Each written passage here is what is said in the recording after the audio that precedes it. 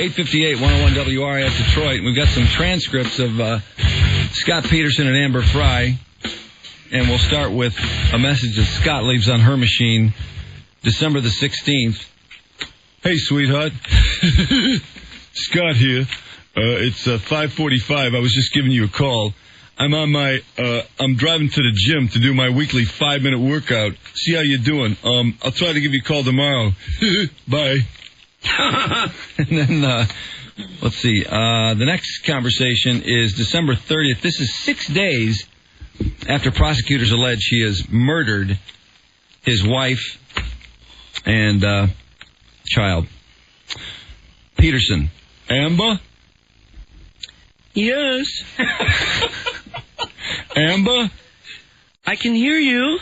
Hey, it's 2 o'clock here. It's 2 o'clock? Where's he pretending to be, Mark? France. Well, you know what? He doesn't think he's in France yet, but he's on his way over there. He's just somewhere in Europe. Okay, but he's actually in Modesto, California. Yes. Pretending to be in France, and he has some setup whereby the way she dials her phone, it makes her believe that she's dialing... It's, like a forwarding service from Europe. Right. Back to his phone. God almighty. And he's also pretending to not be able to hear her too well because of the distance involved. But he's actually in Modesto, 90 miles away from her. What a creep. So you just said it's 2 o'clock, Amber? Yeah. Yes. Yes. Just got done with dinner. People are insane. Hey, are you there, Amber? Yeah, I'm here. You there? That's better. Can you hear me? How are you? I'm okay. I'm at a house and it's terrible. Amber? Amber? Amber? Amber, hey, are you there? Loud static in background, which is actually Scott going... I'm here. I can barely hear you. What? Hey, I'll be in Paris tomorrow. I'm flying to Normandy right now, and hopefully the phone will be better. So, I can't hear you right now. Are you there? Can you hear me? Amber? Yes. Okay, if you can hear, I'll be in Paris tomorrow. I'm taking from out of the country in Normandy, so I'll call you tomorrow. Okay. I hope you hear me. I miss you. If you can hear me, bye. Bye. Liar. If you can hear me. What an ass. Do you believe the nerve? No. Hey, that's terrible. If you can hear me and all this. Okay, getting back to the next call, which is December the 31st. Hello? 7 days after the alleged... I'm sorry. Are you going to start... I see. Okay. Where do you want to start? We'll start at the top of the page. That's okay. All right. Hello? Amber? Hi. Amber? I can hear you. Amber? I can hear you. Amber, if you can hear me, it's New Year's. I know. I can hear you, you ass. I added that. Now, again, Scott is in Modesto pretending to be... Is he still pretending to be in France? No, he's from Paris, yeah. Hey, Amber, Happy New Year's. Did I miss the line? I'm sorry. Okay. If you can hear me, it's New Year's. If you can hear me, it's New Year's. I know. I can hear you. Amber, it's New Year's. Are you there? Yes. Are you having a good time? Amber, hey, Happy New Year's. Happy New Year. I wanted to call you. Thank you. Amber, are you there? I'm here. Amber? I wish you could hear me. I'm on the, I think that you're there. I'm near the Eiffel Tower, and the New Year's celebration is unreal. The crowd is huge. The crowd's huge? Amber? Yeah, I'm here. Amber, if you're there, I can't hear you right now, but I'll call you on your New Year's. Okay, I'll hear from you then. Amber, I miss you. I'll see you soon. Okay, I hope... He actually thought ahead. Hey! What do you mean? The time change. He called pretending. Right. So it's New Year's there, and he's going to call her when it's New Year's where she is. Yeah. According to the prosecution, he was in Modesto. Oh, my God. This is incredible, isn't it? No. Oh, this guy is really something else, man. Now, this next call takes place... this is going to be, let's see, just an hour and 15 minutes later. Hello? Baby? Yes. Amber? Can you hear me? Yeah? You can? Yeah, hey. Oh, my goodness. What's going on? I found a quiet place. Pretty good, huh? That's really good. Oh, my God. It's like been all this crazy static and stuff, and I'm like, oh, I'm so frustrated. I know. I've been trying to call, but it's not working. Amber? Yes? Amber! Oh? Oh, this has got to stop. Amber! I'm right here. Amber, are you there? Yes. Amber! I could hear you. Hey! Yes. Okay, there you go. I stopped walking. Okay, I'm like, stay still or something. I know, moving was making it worse. How was your New Year's? What's that? How was your New Year's? It's good. I just, everyone's in the barn now, so I came out in an alley. It's a nice, quiet alley. Isn't that nice? Yeah, it is. I can hear you. Very good. Hey! It's pretty awesome. Fireworks here at the Eiffel Tower. A mass of people. They're all playing American pop songs. Uh-huh. It's really funny. Well, that's good. I'm glad you guys decided to go out. Who? Oh, definitely. I can never remember your friend's name. I know Jeff, but you always say Francios? It's... And then we have Pasquale, a friend of ours from Spain here. Uh-huh. Oh, Can you believe the pile of BS this guy is laying on there? And where does he come up with these Pasquale and names? Francois? You have got to be kidding. His family, how humiliated must his family be listening to this? And they've all mortgaged their houses to the gills to provide this defense just to listen to these stupid phone calls. And there's fireworks going off by the Eiffel Tower and American pop songs and all this. What a load of garbage. Yeah, this is amazing. Oh, my God. So anyway, we have Pasquale, a friend of ours from Spain here. That's where we left off. Uh-huh. Oh, he's there with you? Yeah, Pasquale, yeah. Good. So did you make any New Year's resolutions? What was that? It should be. Should be... What should my New Year's resolution be? Oh, I don't know. That was my question. Boy, I didn't even think of that. I'll have to come up with something good. Yeah, well, you have to come up with something good, so... Well, where are you headed? Well, I don't... Did you get my message? No. You didn't get... No, did you leave a message? Yeah, I left you a message because I was like, well, I hope you at least get that, but I was going to... Or the San Francisco thing didn't work out, so I'm probably most likely going to go later to Sean's. Are you there? Hello? Are you there? Hello? Amber! Hello? Amber, it stopped ringing. So I don't know if you're there or not, or if you can hear me. Yeah, I can hear you. So, if you can hear me, I miss you, and I'll try to call you back. It'll be 9 o'clock here in the morning, and I'm going to try to call you back on New Year's. Your New Year's. I'll talk to you soon, babe. Bye. Do you believe this guy? No. How? No. Look how he keeps playing this I can't hear you crap to the ends of the earth, doesn't he? I know, it's unbelievable. Oh, brother, he figures he's got it, the whole thing licked with that little maneuver. Diddle-diddle-diddle-ding. Happy New Year's! Happy New Year! I just stepped out of the room because it's so loud and crazy, and I thought, I knew you'd be calling, and I was like, I didn't want to be in the middle of that because I would not be able to hear you. Oh, that's kind of sad that you're not jumping up and down and doing... Oh, it is insane. I didn't think Sean's party was going to be so insane because she's always going to be claiming there's not going to be that many people. And they're singing karaoke, and I was like, oh, my God. So, how are you? I'm tired, but I'm glad to be talking to you on New Year's. So tell me, what is your New Year's resolution? Oh, I didn't even think of one yet. You didn't think of one? Nope. Well, it's only been 9 hours since we talked. You had 9 hours to think of one. I did, huh? I didn't think of one. Nothing, huh? Did you sing some karaoke? Oh, there were some...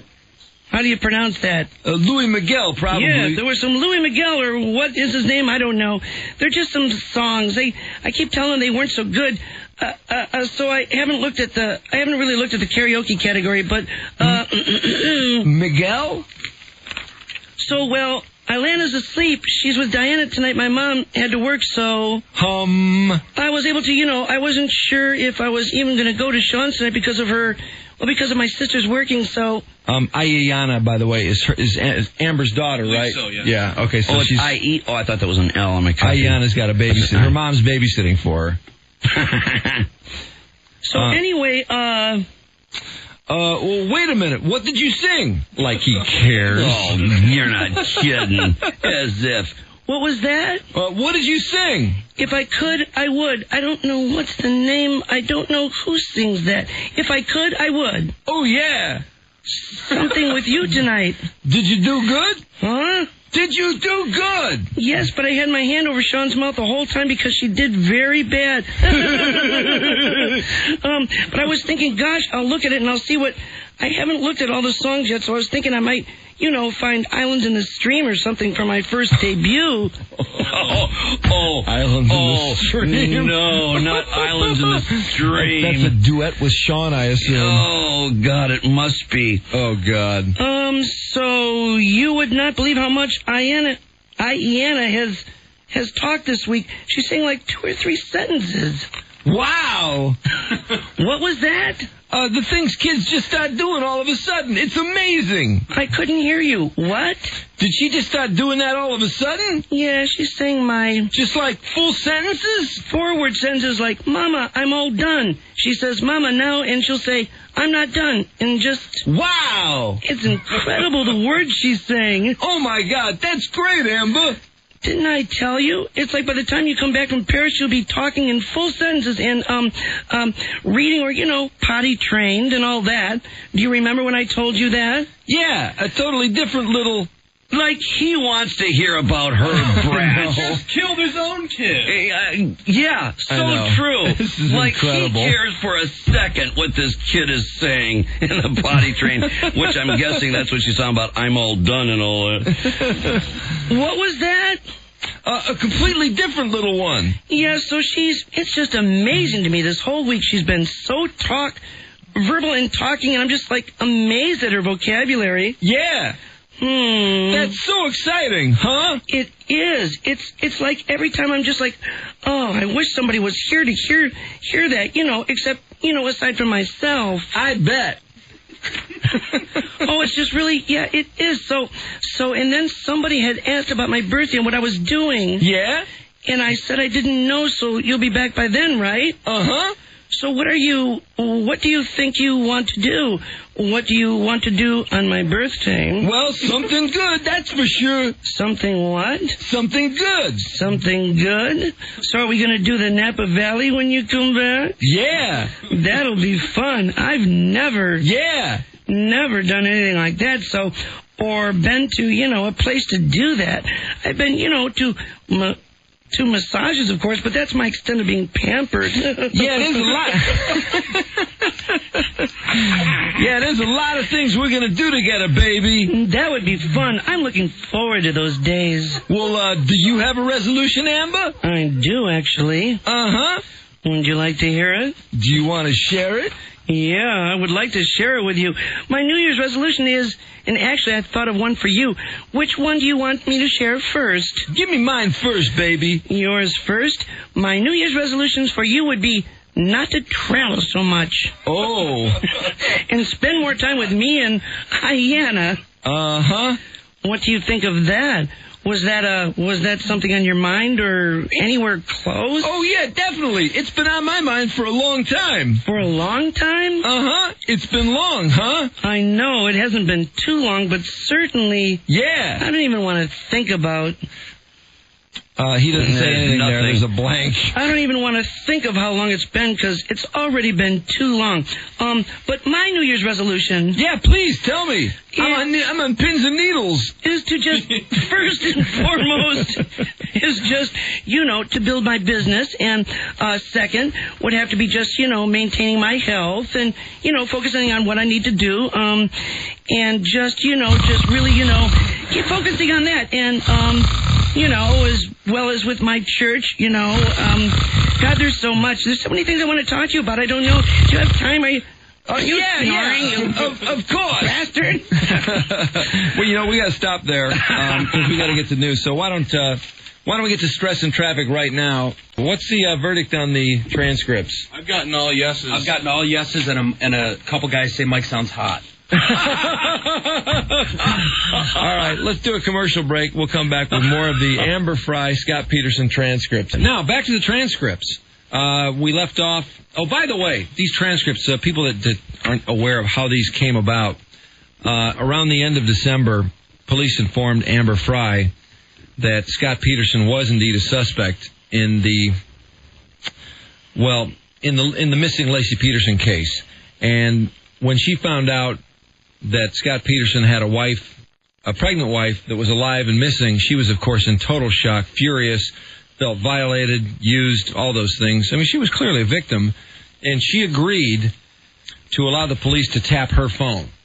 And so that's where these phone transcripts come from. So Amber is acting in these phone conversations and doing a pretty damn good job. Very good job, yeah. You'd never know it, really. So you want to kick off there, Amber? Okay. Okay. Clearing throat, parentheses. Well, I just, this Sunday at church was just so awesome, Scott, that it was something I really needed, for the sermon to talk about, because I was just, having a hard time with you and what we had talked about before you left to do Paris. Do you remember that? Trust? Yes. Yeah.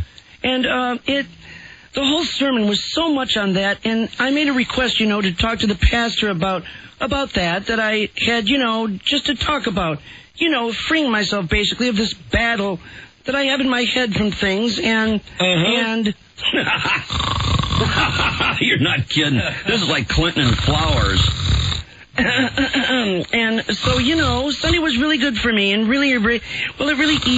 it eased myself about a lot of things, and, just to really put that out to God. And so it was good. It was a good Sunday for me. But, I just miss you so much. And, I was thinking, you've heard that expression, boy, women do tend to just carry on, don't they? Don't they just blather on? Isn't this just like one of those trumpets? You know how they used to do the Charlie Brown? Wah, wah, wah, wah, wah, wah, yeah, Charlie Brown's teacher. Blah, blah, blah, blah. Man, is she rambling. But, I just miss you so much. And, I was thinking, you've heard that expression now. What is it? My mind just totally went blank. About the expression, about how that absence makes the heart grow fonder. Right, yeah. And, I've really been thinking about that because it's been, people have said that so many times, and it's hard for me to understand that. And it's just amazing and incredible how, that's so true, because I miss you so much, and I just wish you were here, and, I could be with you. Yeah. That's all he says. What in God's holy name are you blathering about? And it's just, I'm just waiting, anticipating the day that I get to, see you again. Oh, how sweet. Thank you. I feel the same. Obviously, you know that. What was that? Obviously, I feel the same. I felt that the day I had to drive away and go on this trip. That I'm not really on. Amber? Yes, I'm here. Okay. And I keep feeling like I wish I would have, verbalized more to you before you had left about how I felt about you and everything that bothers me, because... Oh, it shouldn't. Why? I mean, it shouldn't? Well, I think it's understood. It's understood? Yeah, and I don't think you have to say it. You shouldn't let it bother you. Well, it bothers me because, I'm not going to see you for so long, and you have all these things bottled up. It's just so hard for me not to be able to express them because... Oh. Well, because phone... She's still rambling. I know. She's still... because phone calls, at the same time, I had said to you, obviously, if I don't get to see you, if I could talk to you every day, it would mean so much because I can't see you. But at the same time, phone calls are personable to a point. You wouldn't believe how many times I've lost my place here because I'm just totally spacing out to her, her babbling. It's just ramble. And Scott's response to all that? Right.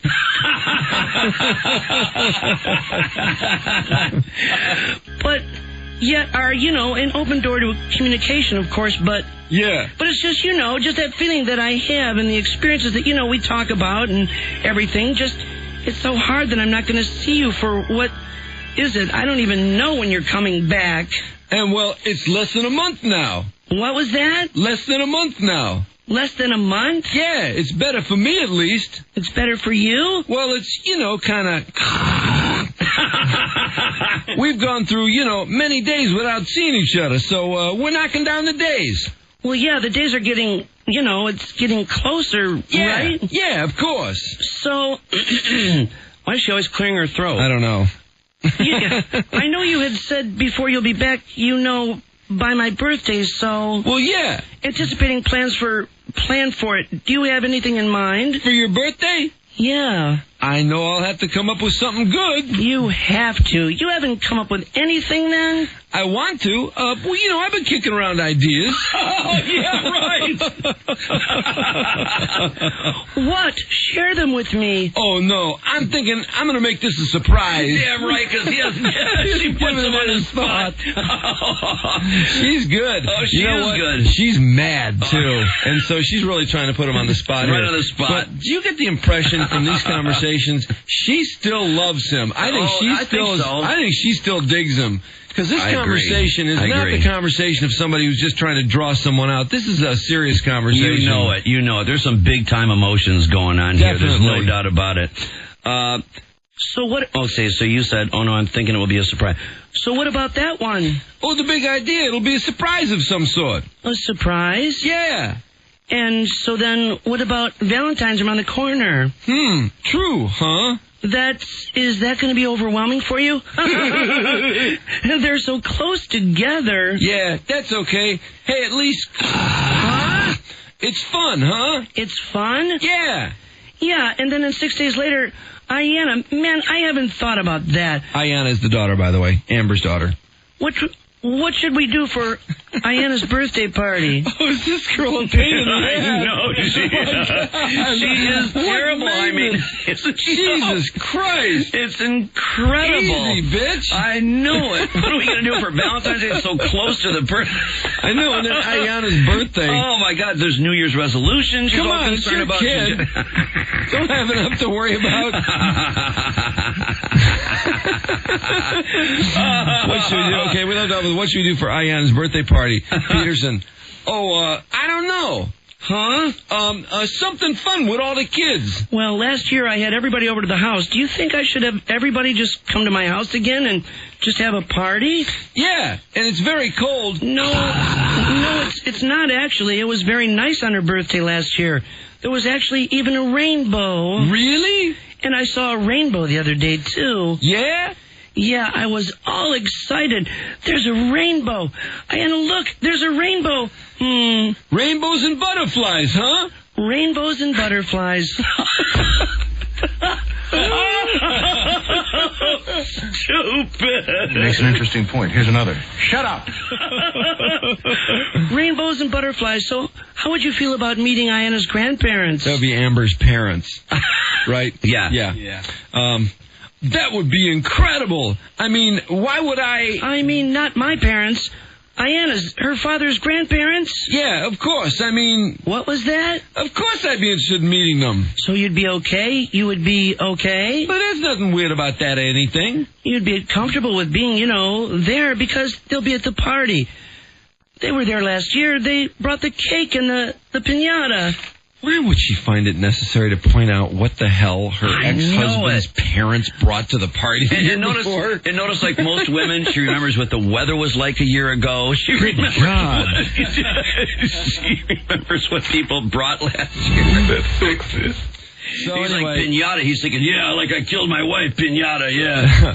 They brought the cake and the pizza, so Peterson says, yeah, well, I think so. I hope so. You'd be okay? I can't think of any reason why I wouldn't be. Because I know the type of people that they are. They would be very, loving and open, open to you, and that they would be okay as far as I was. I was just worried about how you felt about that. Yeah, I would have to think about that, but I think I would welcome it. Good. And obviously, can't say that I have some weird subconscious feeling or something, but I can't think about it right now that it would seem strange to me in the least, so that's great. Well, that's good. I'm just... Because, like I said, how they are, they're very open and loving, and so it's good to know that means a lot to me. So, no New Year's resolutions, huh?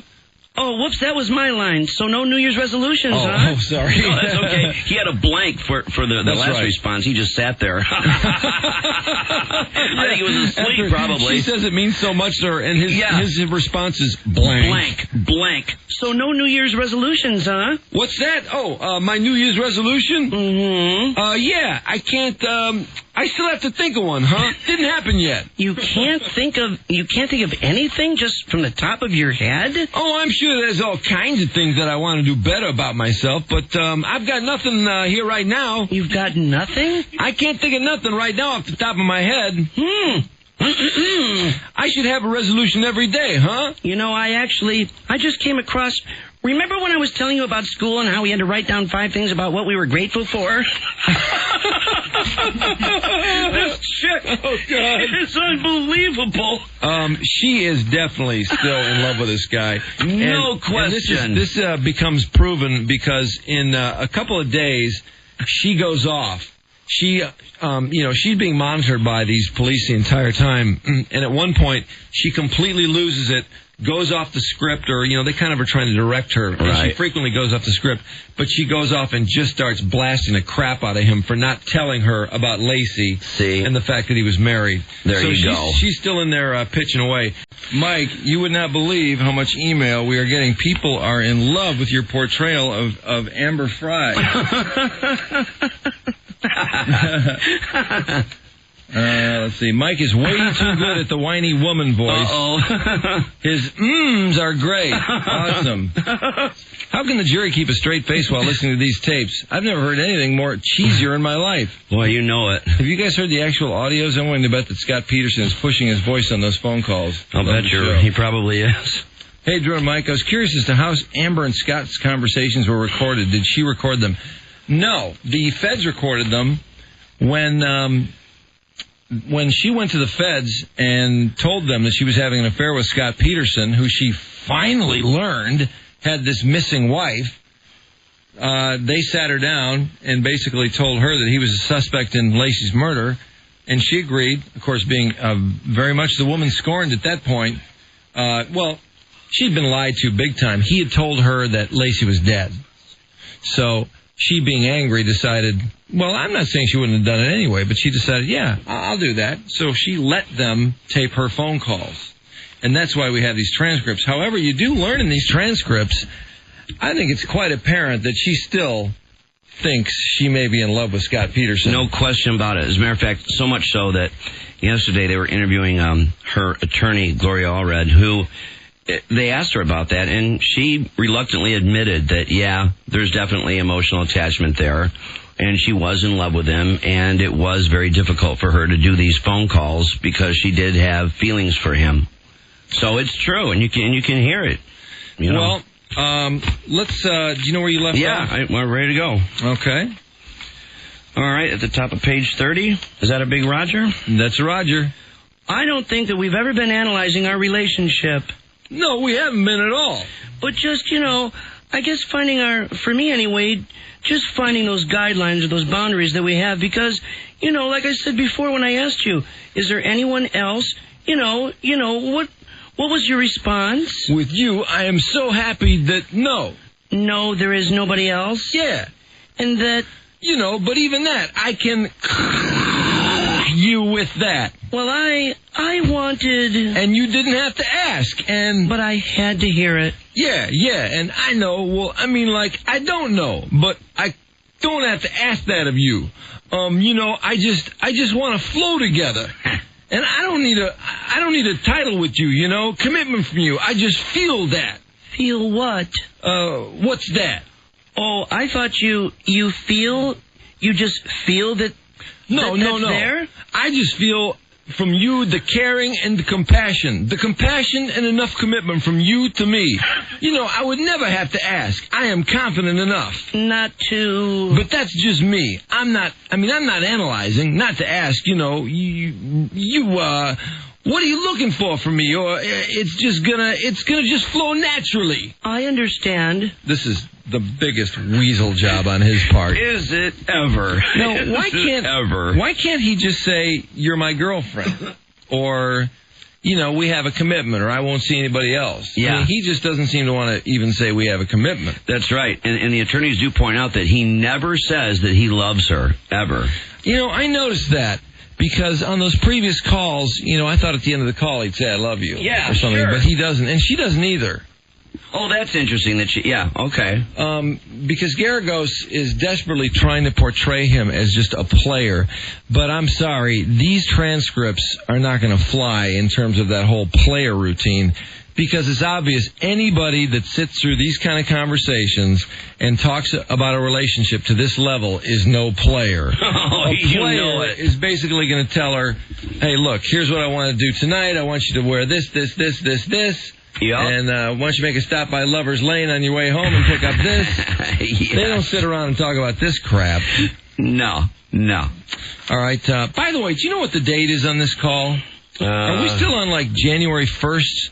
2003. I think we're around there because I think we are later too. on she's going to ask about New Year's resolutions yet again. So we are floating around that period still, no question about it. And that would be 7 days after his wife, his pregnant wife with his first child, Connor, has gone missing. Isn't that 7 something? days after prosecutors believe he murdered his wife, Lacey. Isn't that incredible? He is calling... immediately following, part of the call is actually during a candlelight vigil. So there are previous calls during candlelight vigils for Lacey Peterson. And nobody can handle that. Nobody can believe that. That's just awful. We are now at a point where the candlelight vigil has ended, and he is still on the phone with Amber Frey. There are 241 calls altogether. Isn't that incredible? Yeah, That's it's pretty staggering. amazing. And that's over, I think, is that over a 70-day period, something like that? I'm not sure about that. I think there's something like 4 calls a day on the average, but there's days where there's 13, 14 calls. Wow. And mind you, for a lot of this time, she's not seeing him because he's claiming to be in Paris and Brussels and Guadalajara, and he's got some crazy way of... He's got some system set up where she has to dial all these extra numbers, and she is led to believe, and at one point, before the police tell her, she believes she's talking to him in Paris. Yeah, because of that phone number. It looks like a European number. Isn't that something? It really is. Anyway, and in fact, isn't he 90 miles away? Yeah, he's 90 miles away in Modesto. You want to pick it up from there? I think we're on the top with you, and it has. Yes. Okay, though, that's me. Mm-hmm. And it has, and it will. I understand. I do. That's a beautiful thing to happen. And you asked me, for how long? Mm-hmm. And I don't know a timetable to, at least I hope there's not or blossoming relationship with us. It happens. It just needs to happen naturally. Mm-hmm. Yeah, and you need? And you need a timetable? A what? Like an immediate timetable? Mm-hmm. I can't give you one. I'll just, come and finally will know. That's all I can say. Scott? Yeah? It has been so wonderful to be able to finally talk to you. It is nice. I told you before you could call me anytime. Yeah? If your days are busy and you're, involved with your meetings about numbers and finances. Yeah? Is the only time you can find is now or, later, call me. I mean, that's almost even a better time because Ayanna's asleep and I'm not having to fuss with her. Yeah, right. And, so... Yeah, that's true. So please keep that in mind that... Here she goes. Please keep that in mind that you could call me anytime. If I'm in a session, of course, my phone will be off, but you can leave me a message. I always enjoy, hearing from you. Yeah, I always do. Static. I could call you and leave a message, huh? He's got to love that idea. Oh, brother, you know it. When I call? Yeah. Yeah. Did you get my messages? Yeah, I heard one. Yeah. Is that the one about not going to San Francisco because Denise has to be breastfed? Yeah. I'm like, oh my God, Denise, are you kidding me? She's like, well, I can't. I want to, but I can't. I mean, it's just, and Germelia finally called me today. Can you believe that? He did not call me. The last time I talked to him was on Friday when I went to his work, and he said we were definitely going to Hawaii. And then I didn't hear from him until today. He said he gave the money to somebody and a friend, and I said I couldn't believe he gave it to him. Excuse me. And then he said, well, if you want to go again, Lance, let me know, and I'll give you the money. And I was like, oh, my God. I go, why didn't you call me? And he said, what am I going to say? You know, what was there time for me to say? You know, I gave the money to somebody, and they F'd Wow. me. She swore. Oh, boy, did she ever. And they F'd me. He was cussing left and right. It was kind of hilarious because he was so pissed about it. Yeah. After all that. That's what he says. And, Did you give him the money? no, I didn't give him any money. Oh, you hadn't given him any money. No. No, he said he gave him $5,000 for the tickets for the hotel arrangements and everything, and they took it all. And there was no, the Fashion Fair Travel is who he thought he gave it to this guy in his hand. It's no longer there. It was whatever. a place, but she's not there. And I said, I can't believe you would even trust or lose such a scam on stuff, because he's done so many scams together. I've heard all their stories, and it's funny, but I laughed. I said, I can't believe you even gave him $5,000. So it was funny, but so anyway, I was glad he called because I was really, upset that he hadn't called me for so many days. We were supposed to have left on the 28th, so... Yeah, that's crazy. So, Scott... He is so not listening. That's crazy. So, Scott. So, Scott... Uh-huh. Have you thought of your New Year's resolution since you talked to me? This again? Again. She's been through this a million times. You're asking me for my resolution again? Huh? Did you ask for my resolution again? Yes. Come on now. All right, well, I won't. Do you recognize that it's 9 o'clock here? It's early. Okay, he is claiming that that's right. He is in, at this point, is it Paris? Paris, I would say, yeah. I would say it's Paris right and here. He is, I think he's doing this to get himself off, where he is describing the time change. Right. And how different the time is where he is versus where she is, because she would never know the difference. In fact, if I had to guess, I would think that Amber Frey is the one person in the world who does think time is the same everywhere. So, yeah. I mean, don't you get the impression that he's just doing that just to sort of go, aren't I smart? Oh, no question. It just goes to show you the length of it. I mean, look how far this guy goes to lie. Basically, he thinks everything through, doesn't he? He tries to cross every T. Yeah. Which is what he tried to do with a murder, didn't he? Well, he did pretty darn good. I mean, when you think about it, the only problems that they really had, or that he really had, is that hair and the pliers. Yep. The smell of bleach in the house. The crumpled up carpet. The purse on the hook in the closet, which I think women found unusual. They didn't think that a woman would put a purse on a hook in a closet while she was going out to walk a dog. Yeah. And I would have to agree, but I don't think he knew what to do with that. This is kind of strange. Did you know he was real anal, real clean? Clean freak? Yeah. No, I didn't know that. Yeah, he was. Ah. In fact, that's why they had trouble believing that she had just mopped the kitchen floor when they got there. Because the kitchen floor had just been mopped, and he claimed that Lacey had just mopped it. And I think the cleaning lady had come the day before or something like that, so they didn't understand why would Lacey have mopped the kitchen floor. Yeah. After that. But anyway. Yeah. We'll he pick it up thinks here. He's smart. He's just told that he's once again tried to impress himself by telling her, or asking her, do you recognize that it's 9 o'clock here? It's early. In the morning. I got to be at the hotel at 7, just after 7, and, I set my alarm, and I'm glad it woke me up because I've wanted to talk to you all of this week. Well, how long has it been? What's that? Well, I was just saying that my mind is not functioning at peak ability. So when will you be functioning at peak ability? I don't know. Not for days now.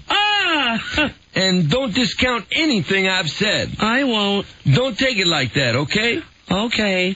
Thank you for saying that, because I was going to say, well, wait a minute. Oh, God. Oh, God, no. Huh? No, everything I've said it's so crazy it's true. Our relationship will grow, and when it's the right time, slowly, it will be very beautiful. What an ass. So it will be shortly before my birthday. I will see you? I should be back to see you the 25th or the 26th, in between, when I get back to the U.S. and leave for Guadalajara. And the first would put us at 3 weeks? Yeah, or a little longer. Or a little longer? Yeah, a little longer. It'll go by fast. I certainly hope so. Please, please, please, let it go by fast. Tell me, what's your favorite movie? What's that? Your favorite movie? My favorite movie? Yeah, Bubble Boy. That one's pretty funny. Bubble Boy? She agrees? She agrees. Yeah, that one's pretty funny.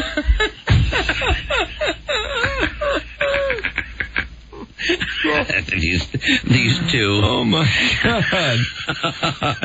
In a weird way, they really were meant to be. Yeah, they were. It is almost beautiful that this pair met. Yeah. In spite of the fact that, well, you know what? He would have killed Lacey whether he met Amber Frey or not. Yeah. I've seen Bubble Boy. It's an average to below average comedy. It has its funny moments, but I got to tell you, if you told me that there was one individual on this entire planet who thought Bubble Boy was their favorite movie, I would have been very surprised before I read this. And here it is. It's Scott Peterson. No, it's Amber Frey's favorite movie. Well, she said it's pretty funny. Yeah, he does. That one's pretty funny. Oh, wait a second. Amber Frey says, my favorite movie, and Scott Peterson says, yeah, Bubble Boy, and then she says, that one's pretty funny. So he's kind of implying that Bubble Boy is her favorite movie. Oh, okay. Well, and then she says, yeah, that one's pretty funny. What's that, your favorite? Yeah, give me, I'll take, just give me a favorite, or I'll specify genre. What was that? Your favorite movie. My favorite movie? Uh-huh.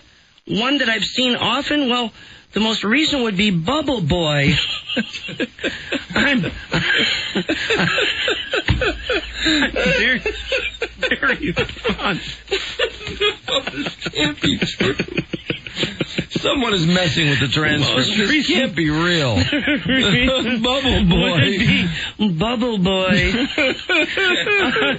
I'm very fond of the new Romeo and Juliet. Oh, yeah? Yeah, it took me a while. The first time I didn't like it, but it grew on me. Uh-huh. I think I cry every time when I see it. Certain scenes I just can't help but cry.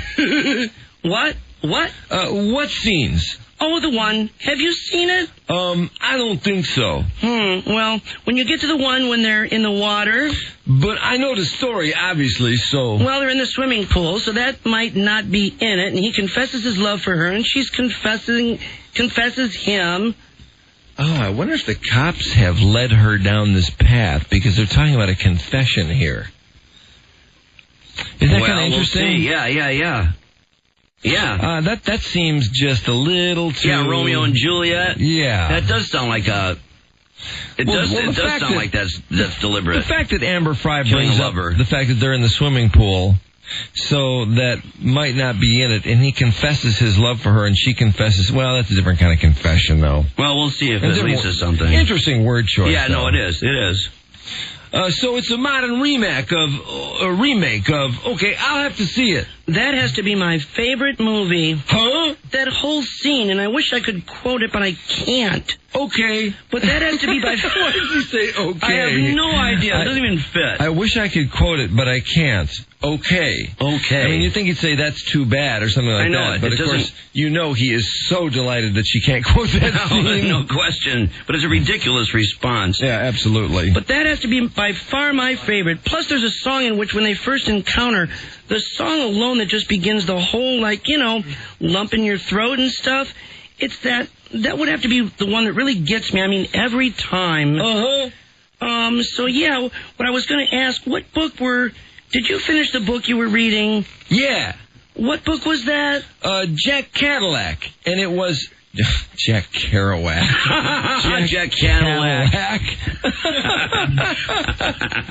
Okay, he is obviously lying again, because anybody who's read Jack Kerouac knows it's not Jack Cadillac. Come on, my God. It's not even spelled with a C. And he's been reading the book. He's been picking it up every day. I mean, Yeah, right, exactly. I mean, he's looking at that all the time.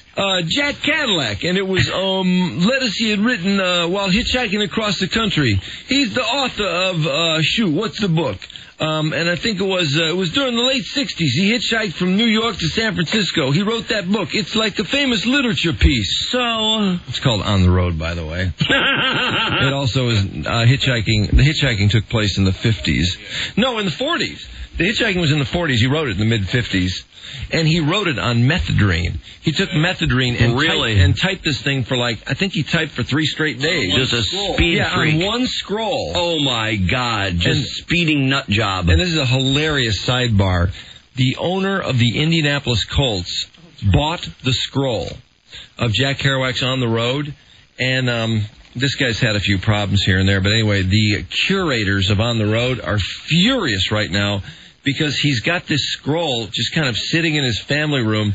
And when they were over there talking to him, he spilled a drink right near it. Oh, no. And was also smoking cigarettes right near this 50-year-old scroll. I mean, it's supposed to be kept in a case. Yeah, sure, And, yeah. he's smoking cigarettes near it. He's spilling drinks on it. I mean, it's just pathetic. No. Anyway. Oh, my God.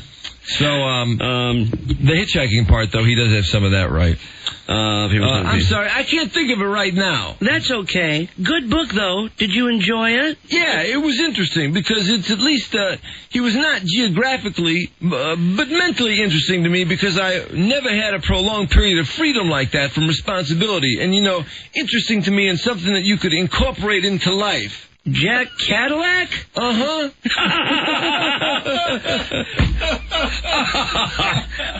Oh, boy. I'll have to look into that book. I'll have to look into it so that I can be on the same page as you. That's interesting. Prosecutors are quite fascinated by the fact that this whole business of he's never had a feeling of freedom, a prolonged feeling of freedom in his life, that he's always somehow felt tied down. And he describes that, I've never had a prolonged period of freedom like that, like they describe in his book. Yep. So I don't know whether the jurors will read anything of that, but anyway, after the giggling, that's your line. I could hear the song in the background. Can you, or my hero song by Julio Iglesias song? Oh, my God. Hero by... that's not Julio Iglesias, that's the son. Enrique Iglesias. Her favorite song is Enrique Iglesias' Hero. Oh, please.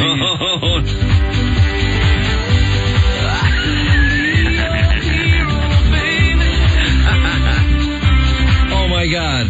Did you see the next line? Oh, yeah, singing. Oh, he says, oh, yeah, and then he's singing along with Hero. And she joins him.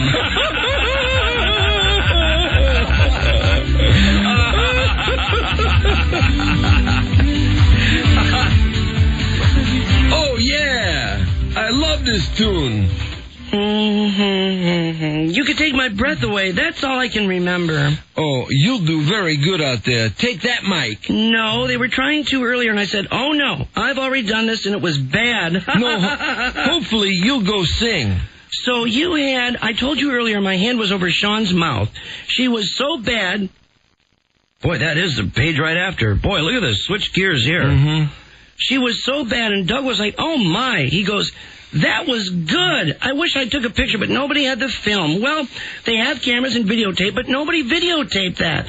But my hand was over her mouth the whole song because I could not listen to the song with her. It was bad. Oh, I go, Sean, you sound really bad. She said, I know, I'm really wasted. She doesn't get wasted very often. She's a lightweight, and that's an understatement. Yeah, so how are you doing? I mean, I've drank 3 drinks, 3 cocktails, and almost 4, actually. I think I'm very clear-minded, though. I think I'm, at least I'll ask you, am I slurring?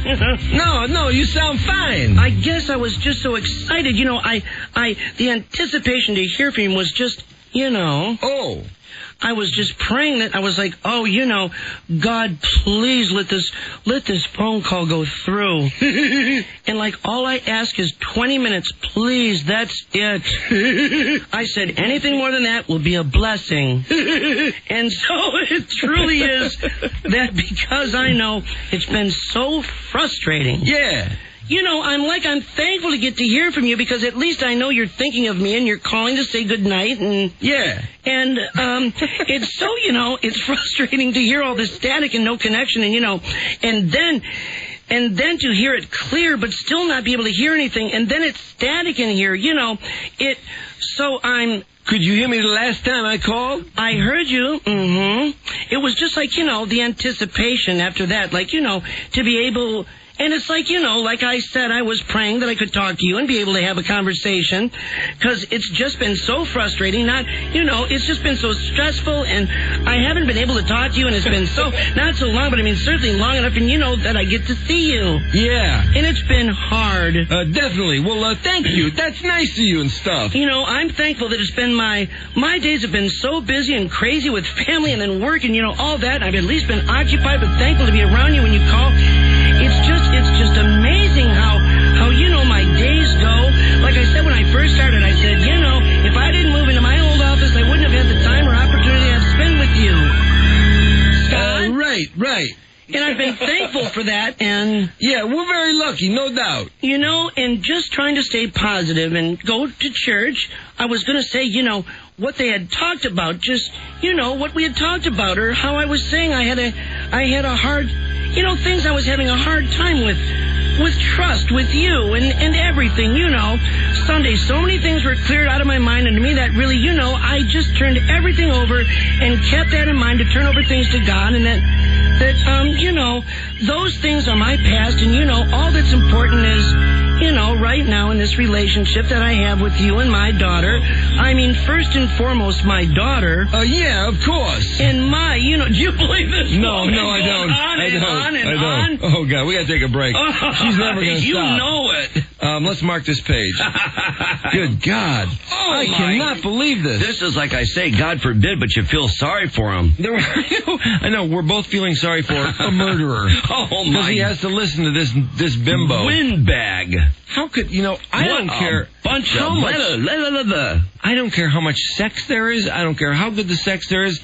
This couldn't possibly be worth it. Oh, my God, no. What it wouldn't torture. be. No, I couldn't take that. I could not take that. All right, we're going to take a 5-minute break. New transcripts of Amber Frey and Scott Peterson. We've been reading these the last couple of days, and I have to say, we have had more nice email about this. People have really been enjoying our recreations of the phone calls between Amber and Scott. This is a call from January the 6th, 2003. I wish Mark was in here to let us know. I think this is the one, I'm pretty sure, where she confronts Scott about whether or not, or confronts him about Lacey. And, of course, the feds are involved at this point. Are you ready, Amber? Okay, wait a minute. Let me find Amber. But Yes. Okay. By the way, did you catch much of the analysis of the phone calls yesterday? Yeah, sure. I watch a lot of that all the time. I noticed quite a few people now feel that this is having a very positive impact for the prosecution. Yeah, big time. Then there's others, defense attorneys, who go on, and they keep saying the same thing over and over and over again. This proves that Scott is a liar, not a murderer. This is an enormous waste of time. This is not normal lying, by the way. Absolutely not. This is way beyond the pale of normal lies. Sure, and it's well thought out. And when you take a look at how this guy operates, you can see him operating in that mode right now with this whole murder. And the best of all, after watching this coverage all night, Greta Van Susteren, who I never watch, by the way, I happened to watch last night. She had a good panel on. Yeah, and the thing of it is, though, is that, first of all, oh my God, is her voice high. I never realized her voice is so high and so annoying. She's, of course, impossible to look at. She's so gross, but... Anyway, she had Gloria Allred on there, and this other woman, and they got in a fight that was unbelievable. Oh, no kidding. I dove for the VCR. It was too late. I probably got it. Really? Yeah, if you have that show, Drew, this is going to be great. Do you want to tell Joey to look for Greta Van Susteren on my tape and see if he can find the fight between Greta Van Susteren? He'll know it when he sees it, brother. Do you know who the other bitch is? No, but she's sitting right next to her. She's right next to. She's on the right side of Gloria Allred. They're sitting side by side. It's a fight between Gloria Allred and somebody, not between Greta Van Susteren and somebody. No. But it's on Greta Van Susteren's show. Yes, it's the Greta Van Susteren show. It's a fight between Gloria Allred and the woman to her immediate right. Why don't we just bring the tape in here and I'll find it? Nah, have him find it and put it in airtime, because it'd be... Yeah. And you'll know it. He'll know it. All hell's breaking loose. And I'm trying to think of what some of the key sequences were that they were talking about last night. Some of the...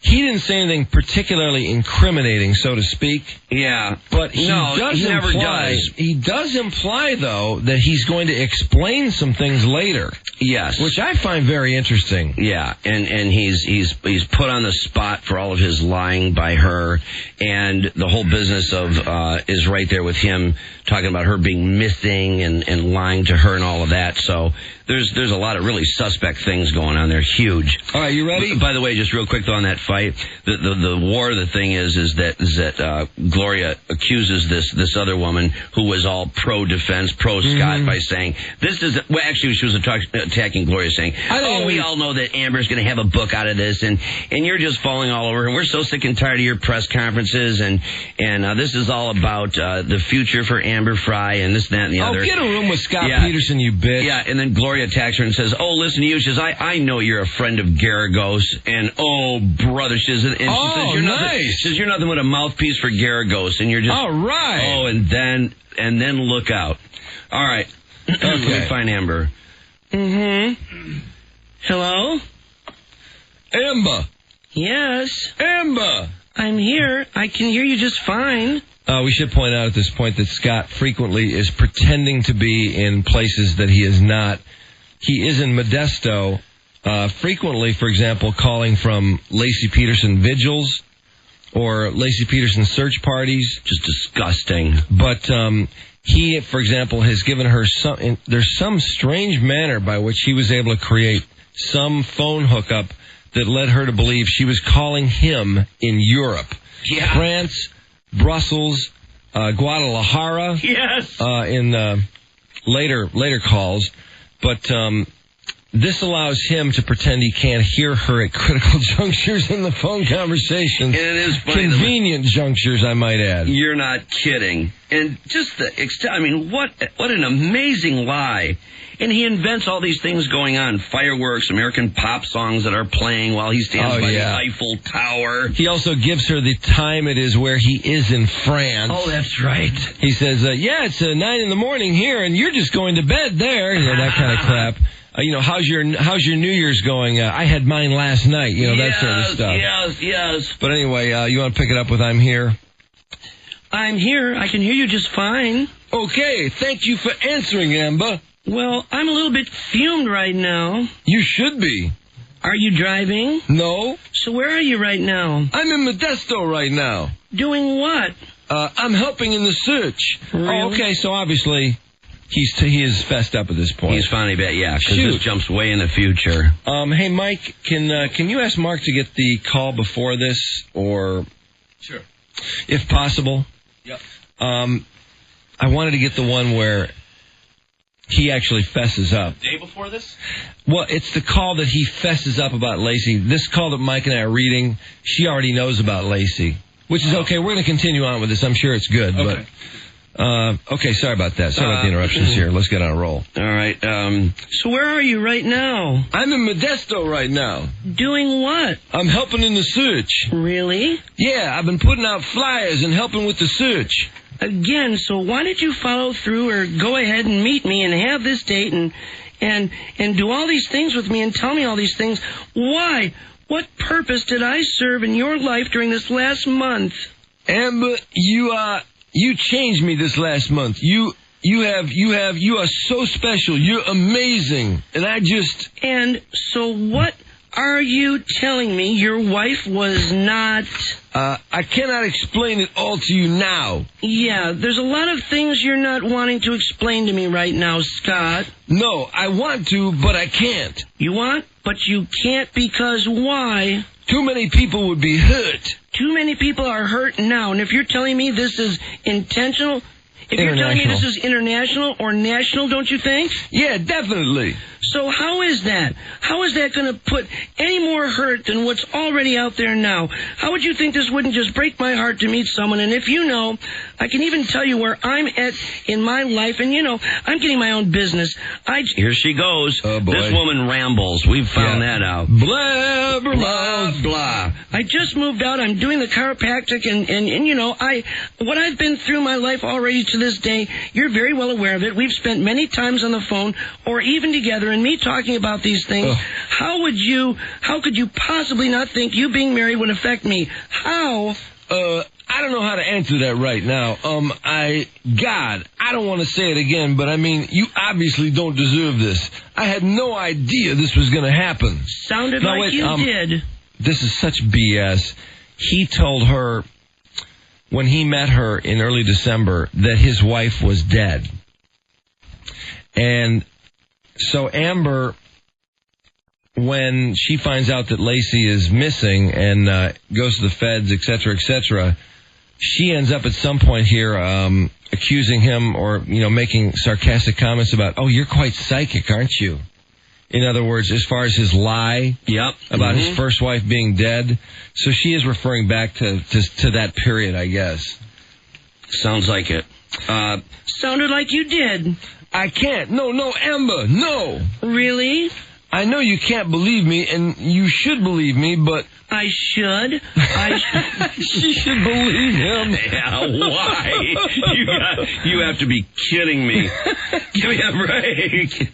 I should believe you that, no, you couldn't have anything to do... No, that's not what I'm saying. ...with her disappearance? Ooh. Wow, this is getting juicy from everything we've read to date. Yeah, this is there's federal coaching going on at this point. Man, you're not kidding. Boy, is there ever. With her disappearance?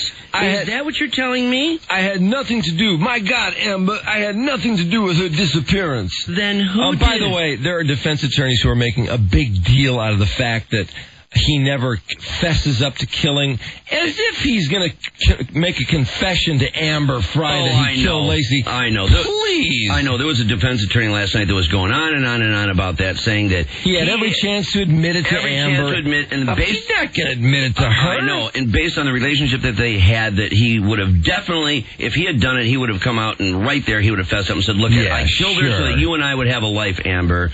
You know, as if he's going to say, I killed her so that you and I could be together. Right. He's not going to say that. No, of course not. Yeah, in fact, one guy was making a big deal out of the fact that Amber dumps him at one point and says she never wants to see him again. Yeah.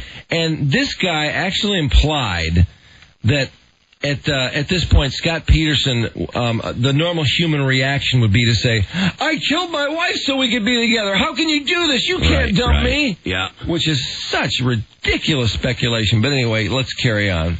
I had nothing to do, Mike. Whoops. I had nothing to do with her disappearance.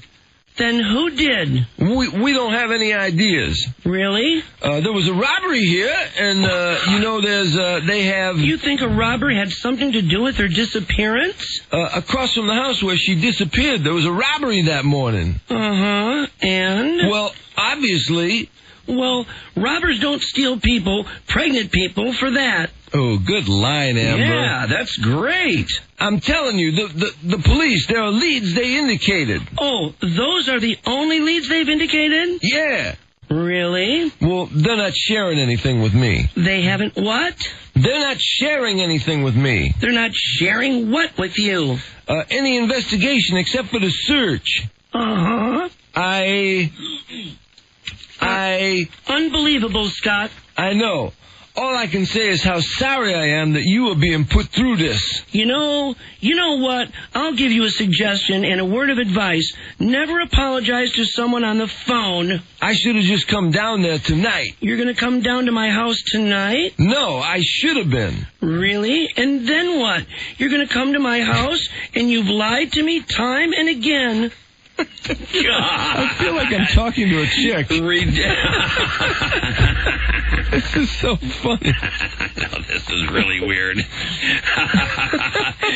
I'm starting to feel like I've got cramps. For some reason, I have cramps. I don't know why. She sounds. It's just funny. The verbiage, the things that Amber says are so Ridiculous. chick-like, and Yeah. the fact that you're talking like a woman, I just really feel like I'm talking to a chick through this conversation. It's so funny. I can't believe how often she repeats his question. Have you noticed that? I think she's doing that for the feds. Yeah, okay. So the feds to maybe clarify it. If there's probably a couple of them listening through earpieces, but maybe they're not sure what he's saying, or Yeah. she wants to kill a little time while they give her advice on maybe they're talking into an earpiece to her. Yeah. Okay. Really? And then what? You're going to come to my house and you've lied to me time and again. Amber, no. I'm not coming to your house tonight, but what I'm saying is I wanted to do this in person. Really? Yes. So you want everything in your time frame? No. No? This time frame has not been, it's not my choosing. Really? Really. It's just very coincidental, Scott. My God, Amber, no. You don't think? Remember when I told you, the night of that dance, I said I came to you because I was upset, because I said Sean knew about this before me. You told me you hadn't talked to her. You told Sean that you had lost your wife. And again, what loss and sense are you speaking of? Exactly. Exactly what? Exactly. Makes no sense there, does it? None. There are many types of loss. Oh, don't tell me. They Don't tell flagged me. that last night. Is he trying to suggest that he told her friend Sean that the loss he experienced was Lacey being missing? Is that what he's trying to suggest? Because he told her friend Sean this long before Lacey was missing. The way they defined it last night was just that this was an absurd remark, basically. Yeah, they it didn't sounds even like carry it he's... that far. The fact that he tried to define different types of losses, right, they just thought was absurd. Yeah, he is still building whoppers. Yeah. Why don't you pick up with that? Okay. That are... there are many types of loss. Uh-huh. And what kind of loss was that? Sweetie, I can't tell you. Why? Now, that's kind of incriminating, isn't it? Yeah, I think so. It implies he knows something. Exactly. That's a big moment right there. They said that's a big moment. Okay. Why? I can't ask you to trust me. I can't ask you to believe me. I can't tell you. And I will be able to in the future. If you listen to me then, I don't know if you will. I can't ask you to do that. See, it's almost like down the road. He's almost thinking there. He's down the road when they're together. He's going to tell her. Doesn't it seem? Yeah, it does. But I cannot believe that this guy actually, in his mind, has any kind of plans to be with this woman in the long term. No, not at all. I would think, if he didn't care about Amber, he would just blow this out at this point. He'd go, the jig's up. It's over. I got what I wanted. Yeah. I banged her here and there. We did everything a man and a woman can do. It was cool. But the jig's up. She knows. She certainly is not. But it sounds to me like he still wants to be with her. It sounds like it. It really does. And the fact that he continues to call after she is sort of dumping him blows my mind. I can't imagine why he would do this. But anyway, let's continue. We got about 3 more minutes till we have to break for news. I know people want to hear some more transcript. The only thing that would ever make me or change my mind in any way is that she is found alive or comes forward or whatever. God, I hope she is found alive. We all hope she's found alive. We're all working for that. Really? Yes. And you think that's going to happen? God, I hope so. Do you feel that she's honestly going to be found alive? I've been losing hope. You've been losing hope? For the last couple of days. Life does not lose hope. That hope never dies until she is found. And how can you call me and talk to me at night and sound so joyous and everything else while you're going? That is just beyond me, Scott. She's referring to the fact that during all this period while Lacey's missing and he's going to candlelight vigils and he's searching and he's supposedly putting up posters, although frequently when he's supposedly putting up posters, he was going to parking lots and calling Amber Frey. Yeah, that's a fact. I might add going golfing and doing other things like that. And Amber, it may be in the previous call, is expressing shock that during this period when all this BS is going on, that he and Amber are talking about stuff like what his favorite movies are and what her favorite... in other words, how could he want to have conversations like that at a time like that? And in fact, a lot of the people last night were saying juries... And this jury is going to have a hard time understanding how a guy who really misses his wife and is upset about the fact that she's missing could be having such just mundane conversations about things like movies and television shows. No question about it. Last line on the bottom page for you. Oh, I know you. Okay, right. You just talked about life does not lose hope.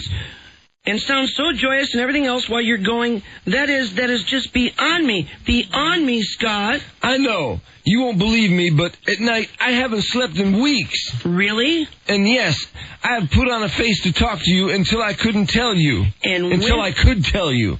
And when were you going to tell me this? When you got back from Europe? He was not in Europe. She doesn't know yet. No, she's pretending. Okay. At this point, I think she's pretending to think that he still was all these places he said he was.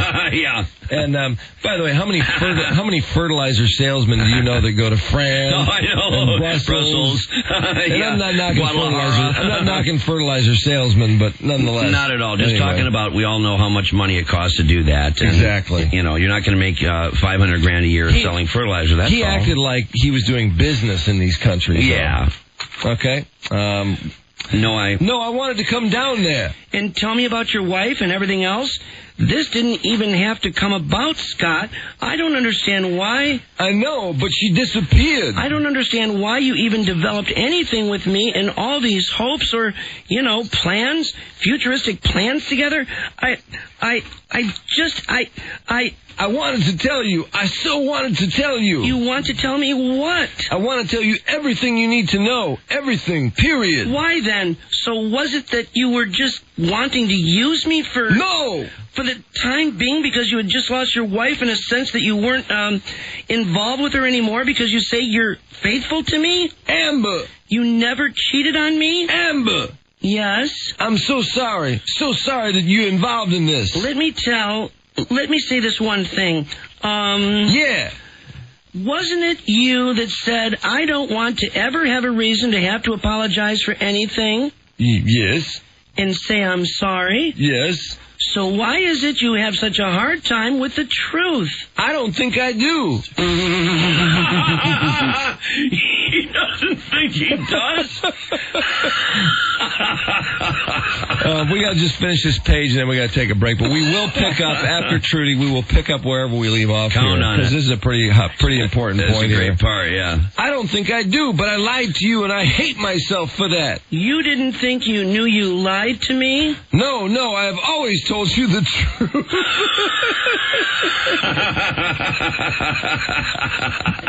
By the way, one thing real quick before I forget. At one point yesterday, when all these lies had been heard by the jury and everything else, right, and the whole thing just collapsed, at one point they said Scott Peterson started laughing. Yeah, I heard about that. Yeah, he started laughing. What the hell? Yeah, and the jury was not laughing. Wow. Yeah. You know what? We can't even finish this page. All right, We've got to break We'll here. mark it right there on... Oh, really? Okay. Mark it. We'll pick up there when we get finished with Trudy and sports.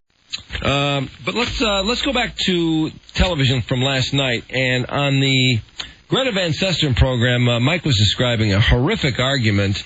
And who is this arguing that we're going to hear? It's Gloria Allred and this defense attorney named Nancy something or other. Nancy Nancy. And what are they fighting about?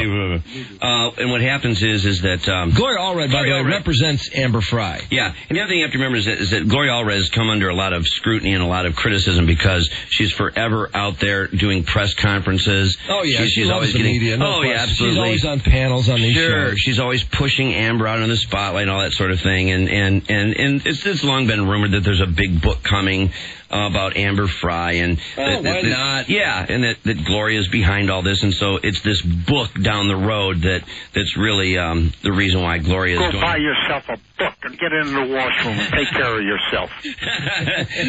It's the book that's keeping Gloria so interested in Amber and all the money to be made. So, with that in mind, with this panel of people talking about this, Gloria also, by the way, has been trumpeting these tapes that this is going to be the most damning thing to ever come along in this trial. I would have to agree. The difference. and she's been saying this for a long time. So there's been a great deal of everybody's been just on the edge of their seat for these tapes. Now these tapes have been great for the prosecution. They may save the case. Yeah. Now there's a lot of defense attorneys, of course, who love Peterson, who say all it proves is he's a liar, not a murderer. Well, some people are saying that you're trumpeting this argument, Mike. No, I want to give you this. I want to give you the background. So going into this, what you've got is Nancy, who, upon listening to these tapes, she's there at the court proceedings, and she ends up throwing a fit, talking about how I'm listening to these tapes and all I'm hearing is a bunch of boring dialogue and it's not revealing anything, and this just proves he's a liar. And the same thing, it's not revealing anything. He never admits to killing her. None of this, and so forth and so on. Gloria throws a fit because it's attacking the idea that Gloria's been trumpeting these tapes, and this woman is attacking this. This sets the stage for a big fight. Turns out that this Nancy, according to Gloria, has ties to Garagos. Oh! And that she's just a mouthpiece for him. So what we have here... Garagos, by the way, has a lot of mouthpieces, I've noticed. There are so many people that turn up on these shows who seem to me to be Garagos mouthpieces. I absolutely believe that. I really do. Because I have heard more blowing of this guy than I can stand. I honestly He's not a good attorney. He's lost every major case he's had. That's what they pointed out. They said that really any prosecutor worth their salt should have been easily defeated this these guy. These prosecutors are not worth their salt. So no, they're not at all. Doesn't deserve any credit. In fact, he's made ridiculous claims, and they've all been blown away. Absolutely. You know, this cult he was talking about. Oh, this robbery he was talking about. Every claim he's made has been this big thing he made about the bag the other day, the plastic bag. Yes, it was what a contained farce. Cement. That was a total farce. And he was demanding a mistrial be declared. Yes, and then he was demanding that they just throw the thing out. And he's demanded this thing be thrown out, I think, 4 times now. And every time the judge has said, "Get out of here." Exactly. Well, earlier in the show, what happened is that because they were talking about the tapes and how powerful they are, and every time they aired any bit of these tapes, Gloria would say, you see, did you hear what Amber just said? Did you hear what Scott Peterson just said? Well, anyway, when Nancy, this defense attorney, came out and said that these tapes don't prove anything, Gloria got upset, accused Nancy of being a friend of Garagos. They started to get into a fight. They went to commercial. They came back. Greta Van Susteren interviewed some other people, and then now she's returning to this argument, and that's where we picked this up. Okay. Let's now go back to our panel here in Redwood City. Nancy, I know that during the break, let me tell the viewers, you and Gloria have had a conversation, so take it away. I'm going to let both of you battle this one out. Well, I mean, it seems to me I was making a valid point when I got accused of bias, because Mark Garagos happens to be a friend of mine. I'm proud to say he's a friend of mine. Say bias. You suggested it. And if anybody on this panel is biased, it's the woman sitting to my left who happens to represent a woman who not only set this guy up, in my opinion, but stands to maybe make money out of a book, maybe she's already got a deal in the works. I mean, you're biased. You represent somebody with a stake in this. I do not. Okay, now, if you're going to come on this program and act like you're just an unbiased observer reporting unbiasedly what happened in the courtroom, I don't think that's an appropriate, let's just say I don't think that's an appropriate presentation of what you're there for. You're Amber Frey's lawyer. You're there to make Amber Frey look good in every possible way.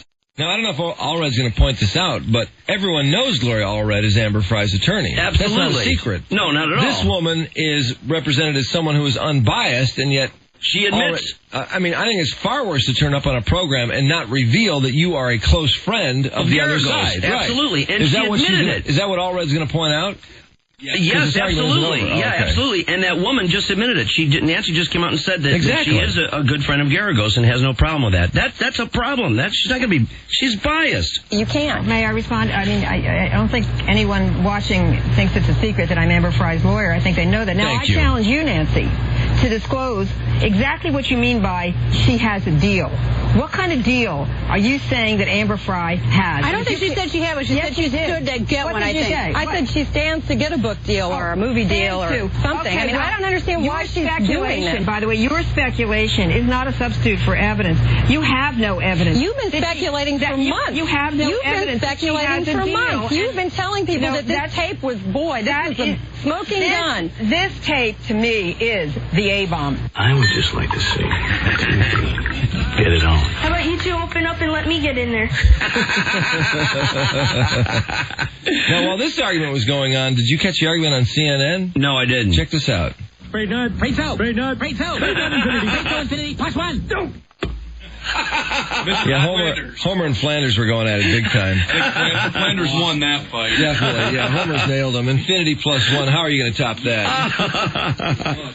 You ready to go back to the transcript? Yeah, I am. Because I think many people want us to get started with this. All right, let me find Amber. We're going to pick up with Oh Really, huh? Yeah, and Scott is trying to tell her that that he's a truthful person. Yeah, yes. Yeah. She has found out all the lies now. She's learned the entire story. She has fessed up to Scott. She hasn't told him the feds are taping the calls, but she has told him that she knows about Lacey now, and that she's really upset that he told her friend Sean, who told Amber that Lacey was dead 2 weeks before Lacey was missing. Mm-hmm. And so she now is kind of making implications that she's not real comfortable with this information, and that Scott is lying, and that he may have murdered his wife. Because he was saying she was dead, and here 2 weeks later she's suddenly missing, and he and Amber Frey are all hot and heavy. That's exactly it. And he's trying to save his ass. And why he would want to save this relationship, I could not tell you, because reading these transcripts, this Amber is the most annoying person, and hearing them, she's even more annoying. Oh, high maintenance. Oh, and does she babble on? Babble, babble, babble. Why would anyone want to be her boyfriend? I don't know. And it's also clear that even when, when she's working with the police and taping these calls, she has an emotional attachment to Scott, no question about it. She's still in love with him. Well, you know what I found out last night, though, and I wish I had known this yesterday when we were reading the transcripts, is that the feds were taping Amber's calls with Scott before Amber even knew it. Yeah, that's interesting. Amber made a deal when she came forward and said, yes, I will let you tape the calls, I will let you coach me, that's fine. But prior to that, the feds found out about Amber Frey before she knew it and before Scott knew it. And they were taping phone calls. Yeah, it is interesting because she was clearly so in love with him in those transcripts we were reading yesterday. So that was...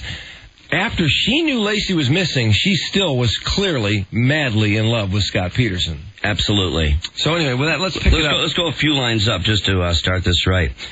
So why is it you have such a hard time with the truth? I don't think I do, but I lied to you, and I hate myself for that. You didn't think you knew you lied to me? No. I have always... I've always told you the truth. Oh, yeah, right. Oh, yeah, sure. Yeah, right. Oh, really? With exceptions, obviously. With exceptions, obviously. That was flagged last night. Everybody loved that.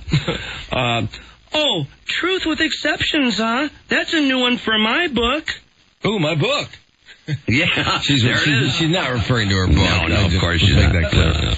I know. I don't know how to phrase it, Amber, but know that everything I've ever said to you... You've said to me about me, yeah. But everything that you said that portrayed it for you towards me, I can't... How can I? No. No, there can't be, can there?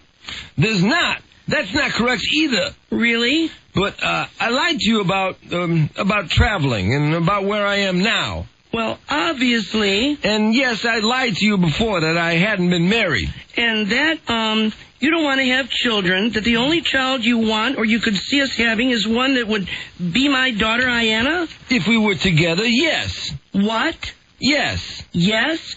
All along, knowing you have a baby on the way? Explain that to me. Sweetie, I can't. I cannot tell you everything now. Why? I can't tell you everything now. So tell me, Scott, since everything is in a timeline with you anyway, when can you tell me? It's not my timeline, Amber. Whose timeline is it then? It's so imposed on me. It's... Yes, I'm listening. I don't know what to say. I mean, we can't... It's just that would be a start. My God, I wish I could tell you everything, Amber. Again? I wish I could tell you everything. Starting to cry. Fake! Oh, fake! Fake like so fake! Crazy. Oh, my God, is that fake? Oh, is that okay, fake? So let me read the line, and you know that he's going to start crying at the end of this line. Yeah. I wish I could tell you everything, Amber. Save your tears. I'm so sorry, Amber. So tell me why, another question for you, Scott. Yes? Tell me why I should not be afraid of you after learning... I am not I am not an evil person. You're not an evil person? I am not. I would never hurt anyone. Really? You wouldn't hurt anyone? No. What are you doing to me right now? Do you think I'm drowning in daisies right now? Oh, that's a good one. No, I know it, Amber. I know it. That's why I'm so weak. I don't know what to say, Amber. I don't either. I know I'm hurting you. I don't want you to be hurt anymore. But don't commit. But I did commit a sin. That you did what? That you did what? Hello? Amber! Yes? That you did what? I didn't say anything. I lied to you. It's a situation beyond our control. Yes, you led me to believe. You led me to believe that you're such a great guy, someone that I could see as well as for you to be with and to enjoy life experiences together. Do you think you're completely wrong? What? Do you think you're completely wrong about that? Do I think I'm completely wrong about that? About what you just said?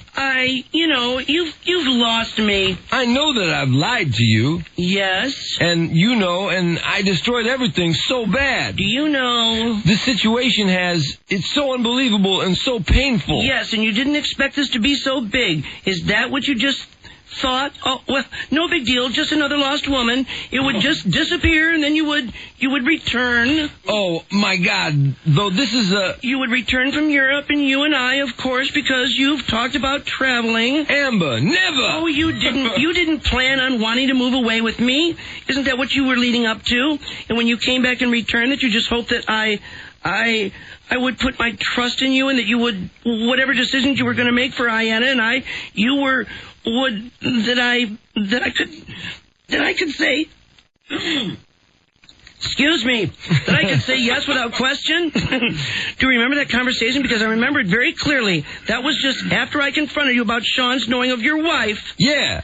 Yes, where was that leading to? I can't tell you everything now. I'm so sorry. I know, you've told me that time and time again. I know, I don't want to. I don't want to say that again. So then why don't you just answer the question? Because I can't. Don't I deserve, or at least that?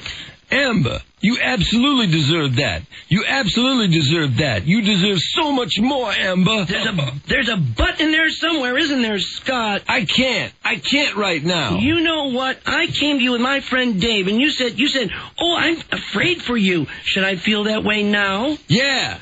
So should I be afraid of you? No. But you've lied to me as well as about something so big. I lied to you, right. Yes, but you feared for me with him. I fear for your physical safety with him. Why? Wait, he fears for her physical safety with this Sean guy? Is this her friend, Sean? Yeah. No, this is a murderer, and he fears for her physical safety with her friend, Sean. That would be correct. Yeah, he knows what can happen in a bad relationship. Boy, is that funny. It sure is. Wow. Why? Why? Yes, why? This guy has hurt a woman. At least I wasn't having a relationship with him. This was a strictly not even monogamous. This was nothing. He has been physically abusive to a woman. You have to be careful of that. I only murdered somebody.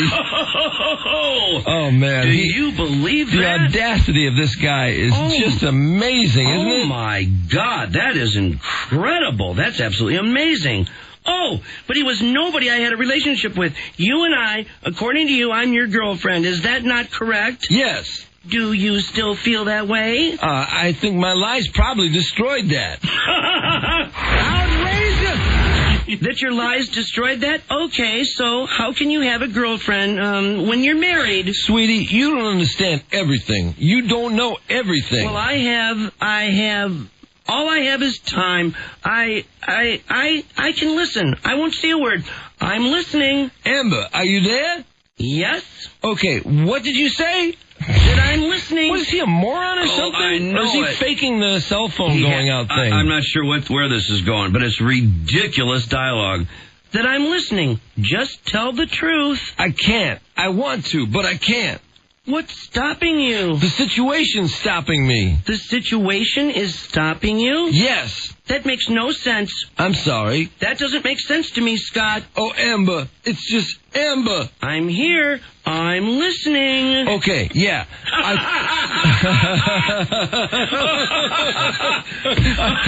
I want to kill you right now. I want to reach over and strangle you, put you in a boat, and dump you in a bay somewhere. I'm beginning to relate to this guy. I understand. I think you took the wrong chick fishing. Like I told you earlier, I'm starting to get cramps for no reason.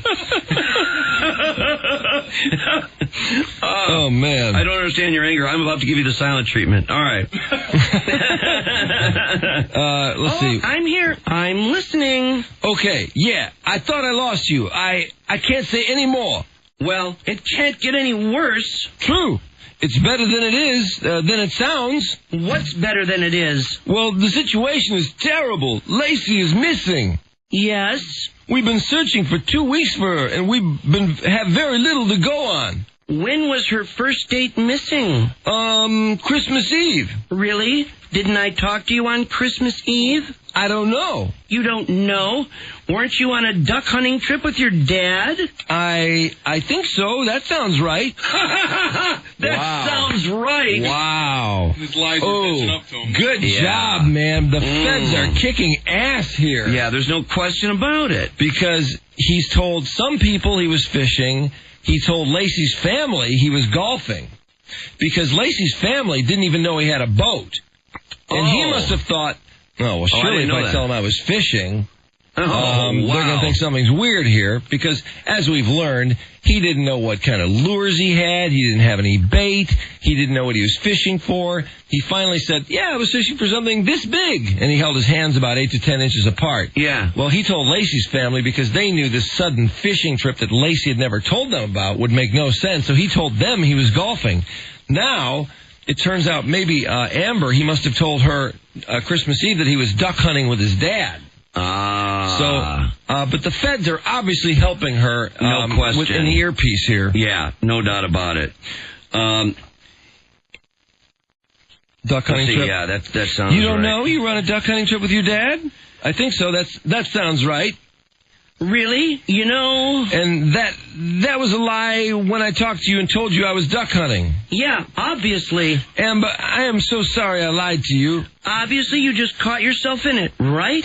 Sweetie, I'm sorry I said that again. Amber, I want to tell you everything. Is everybody, Sweetie, is that why you said there's only one person I call Sweetie because it's easy? No, there's only one. Really? And no, I don't. Wouldn't that be Lacey, your pregnant wife that's missing? I don't have the right to call you that anymore. No, you don't. You never did in the first place. I don't think that's true. Really? Well, in the beginning, I was led to believe that to be true. Amber, all I can say is I'm sorry I lied to you. I want to explain the entire situation to you, but I can't. You can't do it until after you get back from Europe, which is January 25th? No, I'm not in Europe. Yeah, I know, obviously. So what's the importance of January 25th, Scott? You're really good. Oh, this is a great line. I so feel under attack here. I mean, I'm really starting to sweat. And Peterson is not giving me the answers I need. No, you can do better on your own. Mark just put the spotlight on me. Look at this. Get that light off me. The pressure is tough enough as it is. You are on the hot seat, sir. Okay, so no, I'm not in Europe. Yeah, I know, obviously. So what's the importance of January 25th, Scott? It's just a date I've picked, Amber. What? It's just a date that I've picked. Oh, just to throw it out there so I had some futuristic hopes in seeing you soon. Preferably not, on the news? Yeah. So you're telling me you didn't have a plan for Lacey to be missing? Oh, my God, no. Again, tell the coincidences of your stories as early as December. Amber. Yes? I can take all the media thinking I had something to do with this. Yes? And every day, people coming up to me who don't know who I am. When I'm out there passing out flyers and asking people and accusing me of having something to do with it. And nothing hurts as much as what you just did, as that did. And I'm not blaming you. What? I'm just saying that you believing that I could have something to do with this. That hurt you more than your wife missing? No, I didn't say that. I said the people, the other people. Yes? Who think I'm guilty. I I can handle that. Oh, but Well, by the way, isn't that interesting? Because I couldn't handle that myself. Now, I'm not a murderer, but the idea of thousands of people and people coming up to me every day thinking that I murdered somebody, wouldn't that drive you batty? Oh, man, yeah. But he says he can handle that. That doesn't really bother him. See, that's like O.J. This day, O.J. He is such a sociopath. It is so clear. These guys are all the same. I just know the jury's going to see this. Yeah. Well, they say that they are listening. They're not falling asleep. They don't look like they're lost or anything else. They really are paying close attention to this stuff, which is good. Let's finish this page, and then what I want to do is let's do some email at... It's drewmike@WRIF.com. If you'd like us, I was thinking we could continue the transcripts. We've been doing this for a long time. Are people sick of the transcripts? I don't know. If they are, we can stop and move on. We got tons of stuff to do today. But if you want to hear more transcripts... let's take another pulse. Let's do drewmike@WRIF.com. If you're ready for us to move on, we've got other stuff to do. Drop some emails in. If you want us to continue, this is pretty good stuff. Yeah. I mean, I'm fascinated by it, but I don't want to bore people to tears. Yeah, if we're So we'll finish the page here, and then we got to take a break and get to news. That hurt you more than your wife missing? Where are you? About 4 or 5 lines down. That hurt you more than your wife missing? No, I didn't say that. I said the other people. Yes. Who think I'm guilty. I can handle that. Oh, but from me you can't handle that? It hurts more from you than you know. I'm hurting more than you right now. I know it. I need to get a glass of water. Can you hold, please? I will, of course. Don't hang up. I won't. Beep, beep. Are you there? Yeah? Unbelievable, Scott. Of all people in my life... and come into my life, and for me, I'm so blinded and disillusioned, Please, don't let my lies change you. What a stupid thing to say. Yeah, don't let my lies change you. Okay, we're going to stop right there. All right, you ready for the transcripts? Yeah. Okay. Did we finish this page? Let's see, where are we here? It's 9:06 at WRIF, by the way. Well, we'll just start with the top of that page. Okay. Let's see, they're in the process of talking about the lying back and forth, and she's basically saying, I'm listening, Scott. She wants to know what more he knows about Lacey, by the way. He's claiming that he knows more about her disappearance, or why he said that... I'm trying to remember what I heard from Trudy and what was in this. Did we read in the transcripts the part about whose baby it was, Lacey's baby, or was that just in the newscast? No, we didn't get there yet. Newscast. No. Mm-mm. Okay, she's been on him about his wife being missing and all that sort of thing. Yeah. About the lies. And, yeah, what a coincidence it is. Yeah. All right, let me find him. Well, why don't you start at the top of the page as little? As little as you may not believe it, I know that you're wonderful. I think you're wonderful. Please don't let my lies change who you are, Amber. Yeah? So what... Okay, Scott, tell me this. So what are you going to do if she's found, and what... Say again? I said, what are you going to do if she's found out? If she's found. I'm sorry, damn it. I said, what are you going to do if she's found? I'm going to find her. You're going to find her? What a stupid answer. We're going to find her. We are going to find her? Who's we? These are brilliant questions, aren't they? Yeah, they're she's great. She's trying to find out about her status if he finds missing Lacey. That's it. Finally, they're really starting to bump heads now, finally. All the volunteers we have, all the police, all the family. Okay, now, and then what's going to happen to me? Then you're just going to, well, there's my wife. Oh, God, I felt, I lost her for so long I can't lose her again. And then you guys resolve your relationship. What's your mindset there? Sweetie, we can't talk about this. Really? Yeah. So... I'm sorry I said that again, Amber. We just can't talk about this. You can't answer that. Okay, so... I want to. That doesn't change anything, does it, Amber? I'm here. Okay. You know, the only thing I can say is, I needed to tell you. I'm sorry that it's hurting you. My focus right now is, working to find her, and I want to explain everything to you, but I can't in order for everyone. For what? For everyone. Well, who's everyone? There's so many people involved in this. Her family, my family, friends, everyone. So where do you think you're going to find Lacey? Our hope, and it's a sad hope, is that, we need a tip. That's why we have such a big reward. And we just hope that someone is holding her for her child and that Her child? Her child, not his. That's weird. Yeah, not our. You know what? See how separate he is? He doesn't want that kid at all. No. How could he say her child? No. We know it was his child. Yeah. And you know what's interesting is that he really doesn't want that kid. He never mentions this kid. He never mentions him. Yeah. In all these transcripts, have we heard the word Connor once? No, never, ever. And the thing of it is that this guy, as we know, he wants to be a playboy, run around, have all these chicks, and be Mr. Big Shot and all this. But interestingly enough, he's in love, or at least trying to pretend that he is, with a woman who's got kids. You know what I mean? Yeah. Is there a kid? I'm sorry, And we just hope someone is holding her for her child and that we can, get her back with a tip. So what? So you're not elated that you're having a baby? Sweetie, we can't talk about it. Why? We can't at this time. When can we? I don't know. There's a lot of things you don't know. You can't talk about. Oh, God, you're driving me nuts. You're on a seat, mister. I hope we find her, and then we can talk about this. Really? Now, at this point, if she's found and she's dead, can we still talk about it? My God, don't say that. Isn't that reality? Isn't that the reality of a missing person? Scott? Yeah, I'm here. So tell me then if she's found. Wait. I'm sorry. I forgot what page. I got it. I'm back. Okay. I'm back where I'm supposed to be. Yeah, I'm here is what he last said. So tell me then if she's found. Don't. Yeah. So you have to look at both sides, right? God willing, she's found alive, but is that now, there's the other scenario. She may not be found alive, and then what? Don't know that.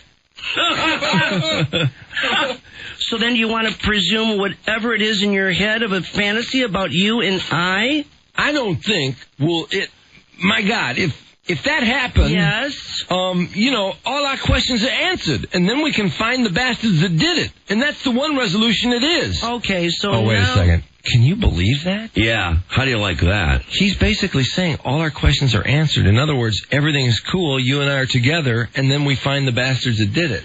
So he's trying to act as if, this all your questions are answered and everything is cool. Yeah. Between you and me, we're together, but we got to go find those bastards that killed, my wife. Yeah. We'll handle that afterwards. That's him trying to act like he cares. Yeah. Oh, is that weird? This to me is really damning. What a weird thing to say. Yeah, it is. I think so. I think this is really strong stuff. God, she's got to be getting coached here. There's no way this woman is thinking of these questions. No, these questions are way too brilliant. Yeah, they're too good. And based on the previous transcripts, it wasn't all that great coming from her, and there's definitely been a change there. So now the other scenario. My God, I can't find my place, Scott. The bastards did it. Find the bastards that did it. Okay. And I'm right here. Okay, so now the other But then I could tell you everything after something like that. Really? Yes. Okay, so now tell me the scenario when she's found alive. When then... What then? What then is going to happen to me? Then I could tell you everything. So either scenario at this point, which one comes first at any point, then you could tell me everything? Yes. But right now you can't? No. Interesting, Scott. Amber, you don't know the media that's been around here. Are they... And I'm so sorry if they do. When it happens, you call me, Amber. The sooner I find out if... What? Amber? I'm here. Okay. And again, I'm listening. Why can't you tell me now? I want to know now. I want to tell you now. Then tell me now. I can't. Why? There are too many people involved in this thing. They were all... Scott, you still are not answering my question. That is the answer. I'm so sorry, Amber. Because let's see. Let's read into this a little bit more, Scott. You can't tell me now, but of course you couldn't tell me then about your missing wife. Or not your missing, but that you lost your wife until you came back from Europe. Now, everything has cause a delay. Is this for you to come up with something really good, like your New Year's resolution? It has to be really good. And I deserve all that, Amber. I'm here. I can't give you any answers. You can't give me any answers because it's not what in your best interest. It's in no one's best interest. It's in It's in no one's best interest? At this time. At this time. But let's see, further time involves a different story. No. And at that point, it puts more perspective in other people's interests aside from your own. I don't know how to say it. I mean, I don't know. I can't ask you. Like I said, I can't ask you to ever listen to me again. Well, I'm listening. I know it, and I wish I could tell you. You could, and you can. I can't. What? Why can't you? You'll know why at the end of this. Oh, I'll know why at the end of this? When is the end of this, Scott? The end is when we find her. When you find her, and that $500,000 reward is still going to be given after all this, and what everybody's had to go through, they're still going to be giving? That doesn't make very much sense. We put up $500,000 for her safe return, Amber. For her safe return. Oh, my God. So in other words, he's saying we don't have to pay it if she's found dead. Yeah. Isn't he? He's more or less acting like... that's a $500,000 reward. It's going to be fun. Isn't he implying that I'm $500,000 richer if she's found dead? We're still going to be in other words... Yeah. That's when you find her, that's a $500,000 reward. Yeah. It's going to be given after that. That's what Amber says. Mm-hmm. And what everybody had to go through, they're still going to be giving. That doesn't make very much sense. We put up $500,000 for her safe return, Amber. For her safe return. Now what happens if her return is not safe? Then what? Well, I mean, additionally, we have a reward for information leading to find her. Information leading to find her? Really? Yes. But your whole point of this European trip was so that you could have a life and not travel and not have to work so hard. And you could have a life, but apparently not with... The whole point of the business negotiations... Yes? Amber, you don't understand at all. The whole point of what business negotiations, Scott? Okay, first of all, if you're just joining us, we're reading the Peterson Frey transcripts. He never went to Europe. He created I don't know how he did this, but he created some phone number or some way for her to reach him that was convincing enough to make her believe he was in Europe. He led her to believe he was in Paris, Brussels, and then Guadalajara. Yeah. So she couldn't see him. This is his way of keeping up with the vigil and all this. And he tried the time difference, he tried to act like it was a time. It was pathetic. It was thought out, too. Yeah. But anyway, now she's told him, he has been forced to admit to her that this is his wife that's missing, and he's searching for her. She wants to know what's going to happen under all these scenarios. But he's still lying about being in Europe. I can't believe he's doing that. Isn't that amazing? Yeah. To the very end. The whole point of what business negotiations, Scott? To simplify my life. To simplify your life? That is what's supposed to take going right, being done right now. This situation changed all that. Really? I don't know what he's trying to say there. I read that. I'm reading it exactly as it's written here. She says, really? And obviously I'm not working. Your life would be simplified if you have a present wife, a baby around the corner, and a girlfriend. How does that... You don't understand. What? You don't know everything. Well, I don't know everything until you tell me everything. I know, and I want to, but I can't. And I can't ask you to want to hear from me. I can't ask you to ever listen to me or trust me. Okay, you keep saying I can't right now. I can't. The only thing... What is it? What is it? Or, I mean, are you feeling trapped that you can't tell me? I'm sorry. Say that again. You broke up. Are you telling me that you're trapped and you can't tell me this? Because it makes no sense. Hurt's already out there, Scott. Hurt's right here on the other end and on the line talking to you. Hurt is on the other end of the line. How do you like that? Oh, is that stupid? Who is the cornball that came up with that? I know it's so much. Amber. I'm so sorry for that. If you can come out, I mean, this hurt from this end of the line that I did this to you. Hurt is on this end of the line also. It hurts him that he lied so much to her. How you like that? How you like that? There's hurt on both sides of the line. Oh, please. You are... Wait, I don't think I finished my line. Okay. Hurt is on this end of the line also, and I'm so sorry this situation has done this to us and to you. To us. Yeah. You are? Yes. Huh. Amber. I'm here. I keep thinking I lose you. I don't know what to say, except for what I've said. I'm so sorry. What was your whole point of having me watch this love affair movie? It's a special movie to me. Why? It's a beautiful thing. Why a love affair? Is that what I was? A love affair to you, Scott? Yeah. And that's pretty much... Maybe you can be... Nothing more? No, I don't think of it like that. That movie's not about a short-term love affair. Oh, what is it about then? It's about a long-term caring relationship. So when's your baby due?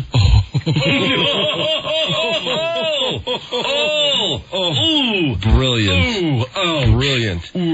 So he is, while his wife... these jurors have got to be impacted by this. I don't care what these defense attorneys say. Oh, yeah. Well, they say they're hearing a guy... They're riveted, they say. His wife is missing now for almost 2 weeks, maybe dead, with his child. Yeah. And he's talking with her about a long-term relationship while his wife is missing and maybe dead. Isn't that incredible? Really, that's amazing. And he's talking about a movie. I mean, how trite. Oh, man. We're going to have to pick it up right there. We need to get to traffic and news. It's 20 after 9 o'clock at WRIF. I know that's a heck of a cliffhanger, I have to admit. But we do need to stop there with, no, I don't think of it like that. That movie is not about a short-term love affair. Oh, what is it about then? That it's about a long-term caring relationship. And then Amber Frey says, so when's your baby due? And that's where we'll pick it up. Now, back to Scott. What a cliffhanger we had going here. Oh, brother. Yeah. They're trying to see if this guy's got any heart at all. And they've just gotten Scott Peterson. Amber Frey, with the advice of the feds, has gotten him to say that he still feels the same way when he asked her to watch this movie, which was about a long-term love affair, and that he still feels the same way, even though the country is madly searching for his wife, Lacey. This is a week and a half later. Isn't if that movie incredible? was playing in a theater that was flooded with old Milwaukee and strippers were drowning in it, I wouldn't step foot inside.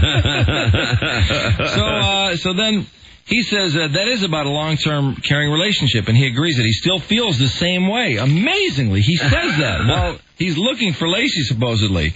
So then Amber comes back with, so when's your baby due? Ooh, that is just a boom. This is a baby, by the way, that he has not mentioned in any of these transcripts yet. No. And Scott Peterson answers, February 16th is the last date. February 16th? Yeah. Quite ironic, all these February's birthdays. Mine, your baby's, my daughter's.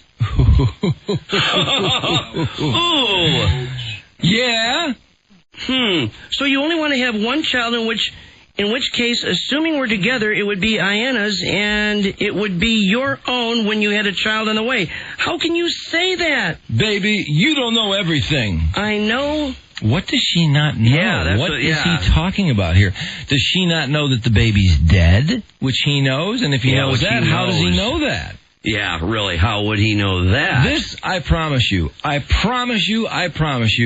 because of a couple of things, including this, he will not be on that stand. Not in a million years will he take that stand. Yeah, people are starting to talk about that, whether he'll take the stand or not. No way. Yeah, Too many questions from this. Yeah, they could wipe him out. Yeah, look at that right there. Baby, you don't know everything. I know.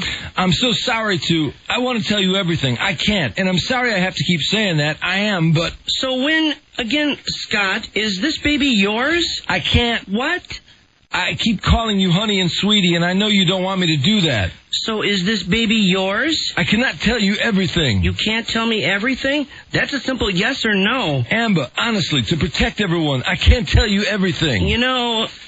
I cannot believe that he would imply this about his missing wife. Yeah. That she slutted around and might have gotten pregnant with somebody else's kid. How could he let her even think that? Isn't that what awful? a sociopath. Isn't that awful? He is a sociopath. By God. I know you don't. That only leads me to believe to say that it's not. Amber? Because if it was, you'd say, of course it's my baby. That's my wife. Amber, I'm so sorry that I lied to you. We're doing everything we can to find her. And I'm so sorry you're hurt by this. And I don't want to see you involved when you don't want to be. How is that possible? let's see. I don't want you to have to be involved. Say that again for me. You can choose what you want to do. Really? Regarding this issue. I can choose what I want to do with this? I have a choice in this. Really? I think so. Really? And what would you like my choice to be, Scott? You cannot listen to me. I cannot listen to you? And I would never ask you to. It's completely your choice. Wow. If your life's not just a whirlwind and... Chaos. I can't read this type as the toner is bad on my piece of paper, and chaos and commotion and the choice of words that you're throwing out there at me. I'm sorry, I don't understand, Amber. Then maybe you should listen. I'm trying, Amber. Say it again. Amber! I'm here. Okay. I can't listen to you. So then... Well, I can't ask you to listen to me. Well, you know what? I've lied to you. You've lied to me? So what? It's done, and so why don't you... You should never trust me. I should not trust you? No, I'm saying I cannot ask you to ever trust me. I mean, I know that you know I can't know that you can't. Okay, so again... wait a minute. What? Wait. I'll read it again. No, I'm saying I cannot ask you to ever trust me. I mean, I know that you know I know that you can't. Okay, so again... So I would never make an appeal to you to do so. So, I'm going to assume this, but I'm going to ask this assuming I know what you're talking about. The question to my answer, who else knows about me, Scott? That you and I have a relationship? Do your parents know about me? No. Well, I thought that was the topic of the conversation. Oh, I talked my parents' ears off about you over the holidays. Oh, God.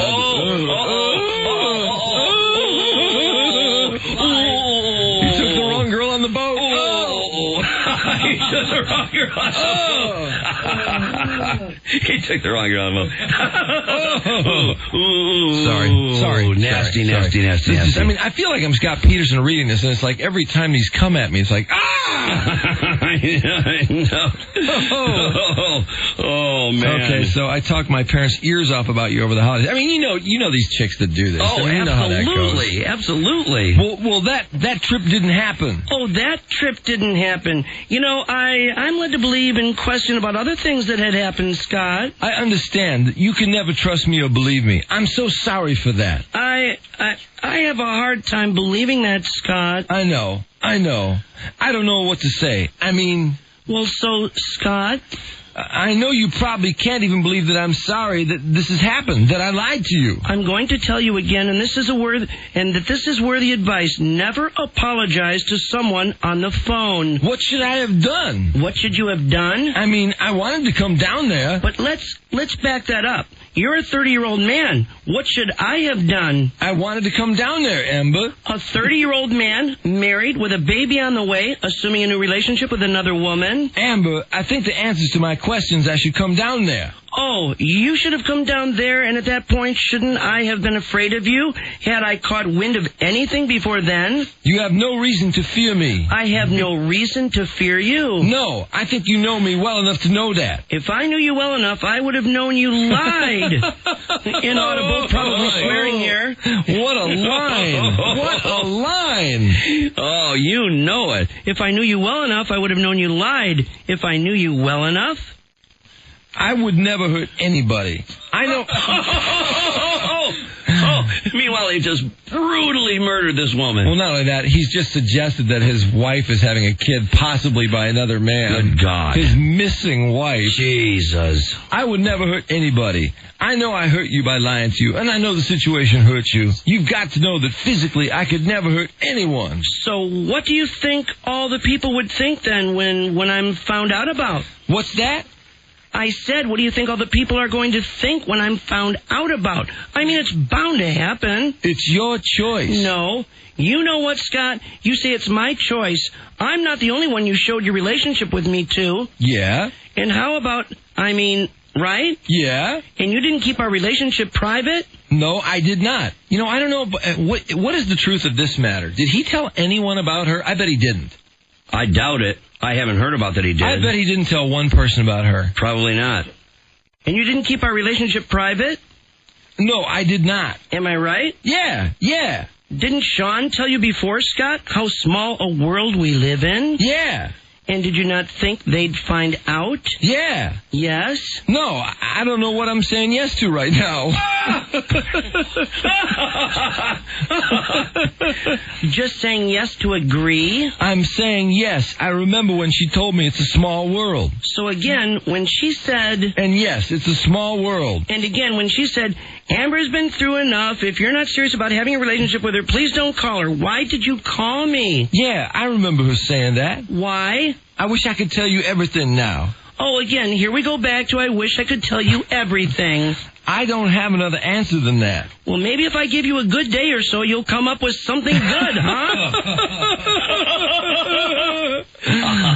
Nope, there's no coming up with something good. Oh! There's telling you the absolute truth. But of course you just told me that I shouldn't believe you. No, I didn't say that. I said I could never ask you. You could never ask me to... Believe me. But you're going to ask me to trust you? But it will be the truth. Now that's a contradiction. Amber, I can never ask you to believe me. Isn't that a contradiction? Almost. Almost? What's lacking? Well, the difference is I know it's the truth, and I hope that you can see the truth. Really? Yeah. So in this whole mess of people in the search of Lacey... Yeah. You're doing everything you can. You're putting up flyers and that's it. You're putting up flyers? No, I've been going door to door. Door to door? Knocking on doors, asking. What do you expect to find from knocking on doors? I don't know where else to go. We have a volunteer center set up here. Really? And I go in and I open it up in the morning. Mm-hmm. Volunteers come in, we direct them out into every city in Stancius County. We've done. Really? And so what were you doing? I mean, were you doing it with, in your conversation with me during the day and at night? I mean, what was that? You've been calling, having conversations with me. All this is happening? Yeah. Really? Isn't that a little twisted, Scott? It is. It is. Well, at least you agree with me there. Well, that's the truth, isn't it? You have a missing pregnant wife and you're talking to your girlfriend? Do you think about that one? Did you think about that one? It sounds terrible. It sounds terrible? Again, actions speak louder than words. And to these people... Well, you know all the facts. When I know all the facts and how I'm going to obtain all the facts, Scott, from you? Yeah. Really? At what point? After some resolution in this. When there's some resolution in what? That we find her. That you will find her? Now, let me ask you... Mindset, your mindset. And I can't read my writing. Let me ask you your mindset on that. And where do you truly, honestly, from your heart, believe she's going to be found? When I get up in the morning, I'm headed to the volunteer center. Yes. And the volunteers come through, and we direct them to go out to different areas. Mm-hmm. And when I'm out there and we're searching, and we're putting up flyers and we're asking people door to door, I think that we will find her. And with her child. Wait. I think that we will find her well and with her child. With her child. With her child. Again. What in the hell? You know what? Again. He killed her and he can't bear the fact that he killed his own child. That's I'll bet you a psychiatrist would say that. He loves himself so much that he can't bear to use the proper pronoun that suggests that he killed half of himself. Yeah, because time and time again, he won't accept ownership of that child. That really is strange. Yeah, psychiatrists would be all over that. Yeah. Yeah, absolutely. Oh. Isn't that something? God. We'll find her with her child. Well, when it's 9 o'clock, midnight, 1 or 2 in the morning, I begin to lose a little faith. And when the police tell us that it's unlikely, I begin to lose faith. And again, Scott. And then I get my faith back when I get to do something about it the next day. Are you going to talk to me at night? Sweetie, I've been calling you to try to speak to you, obviously. And I told you it cheers me up. I cheer you up? And also to gain the courage to tell you about the situation. Really? To find out when I can come down and I could tell you about what has happened. Okay, so what happened when the Sunday I had my Christmas and you were in Sacramento calling me before you're catching the plane to meet your parents in Maine? What about that, Scott?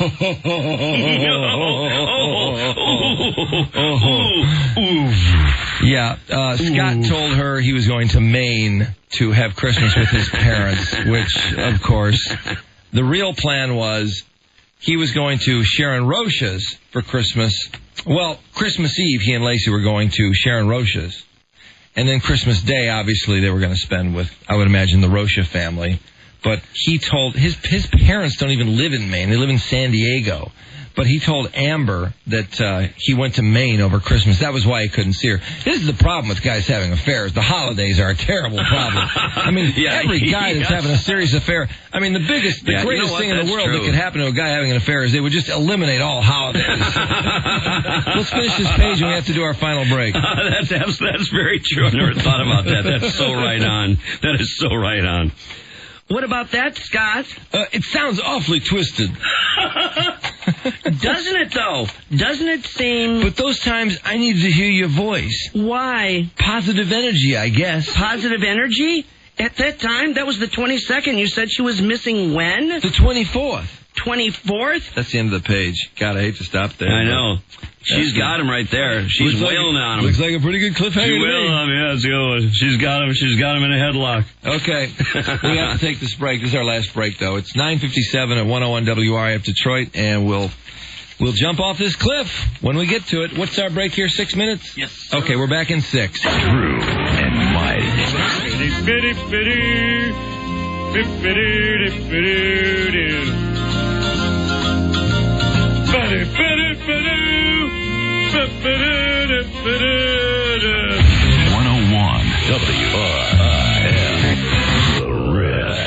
Wow. What a day it's been. These transcripts, these phone calls are utterly amazing. I find them more fascinating than the O.J. Simpson ones, I have to say. I don't know why that is. Is it because... Well, I think it's for one thing, it explores the relationship between a man and a woman. Yeah, this woman is alive. Yeah, absolutely. O.J. Simpson versus the lawyers is a different kind of scenario. Yeah, this is altogether different. Yeah, these are people in a relationship. Yeah, and you've got the police involved and taping, trying to trap this guy, and this vicious murder, especially with her being pregnant, and there's a lot to it. And you hear every day on the news that there were more phone calls today in court and this, that. The neat thing about this is you're hearing all this stuff that you don't hear about on the news. Did you hear much of the actual audio of the two of them last night? Yeah, I did. Did you happen to hear her bitching about her choice was to meet a single man? No, I didn't hear that part. Check this out. This is actual audio. These are real. These are real transcripts. This is really them. And if you're just joining us, or if you've been with us the last hour, that was Mike and I doing Amber and Scott. Just in case you didn't know. Yeah, just in case we fooled you. My choice was to meet a single man, non-involved, non-attached, ready for me, in which you stated you were. Stated time and time again, I don't need any more stress in my life. I've done everything possible from day one. When Anthony told me he wanted nothing to do with his baby. He's such a baby. He always sounds like he's crying. Doesn't he? Wait, who's Anthony? Do you know who Anthony is? No, I don't know who. I don't know. There's names like that get thrown in. I'm not sure. Anthony has nothing to do with it. I haven't heard about Anthony yet. I don't know who Anthony is. I don't know who the baby is. Maybe somebody can help us out here. I did everything possible to protect my baby and me. And I told you this. I worked 40-plus hours a week because I wasn't going to ask for any help from anyone, and I did this on my own. I went to school. Listen to him. He's fake crying. But he does... What an ass. Trudy's right. He does sound like Sami. He does. Ever since she said that, I can't think of him any other way. I had my baby. I did this all with her. I didn't need this in my life. I didn't need for somebody to come in and to all of it up. I have worked too hard. You were supposed to be someone that would bring me down. You're supposed to be somebody to be there for me. I don't want to be the guy. I want to be for you. You are so baby. You're just incredible. You deserve it. He's such a phony. Oh, he is. He's so fake. Does Mike know who Anthony is? Mike, you know who Anthony is? Hello, Mike. Okay, we lost Mike. Now, we've also got some audio of him actually confessing. Did you happen to hear that? Probably. Boy. This piece of audio, you couldn't tell me the whole story because it hadn't happened yet. Oh, yeah, I heard that. How was that? Excellent. The panel people, when they were playing this, and then the panel reacting to it, everybody thought it was damning and a great victory for the prosecution that these tapes are affecting the jury, especially moments like that. Unless you're the defense attorney, who they continue to say lies, lies, lies, lies, and nothing more. We'll try to wrap up where we were here, but I thought we should hear some of the actual transcripts. Some of the audio is not the best. She's pretty good. You can hear her pretty well. It's hard to hear him. This is Scott. Well, he was in Europe, you know. So this is Scott confessing to her for the first time. It's the worst thing. Sorry. No, I'll just tell you. You haven't been watching the news, obviously. Yeah, this is that part. You have been watching the news, obviously. Yeah.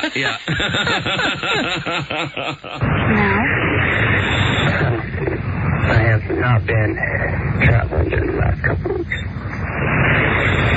I've lied to you that I've been traveling.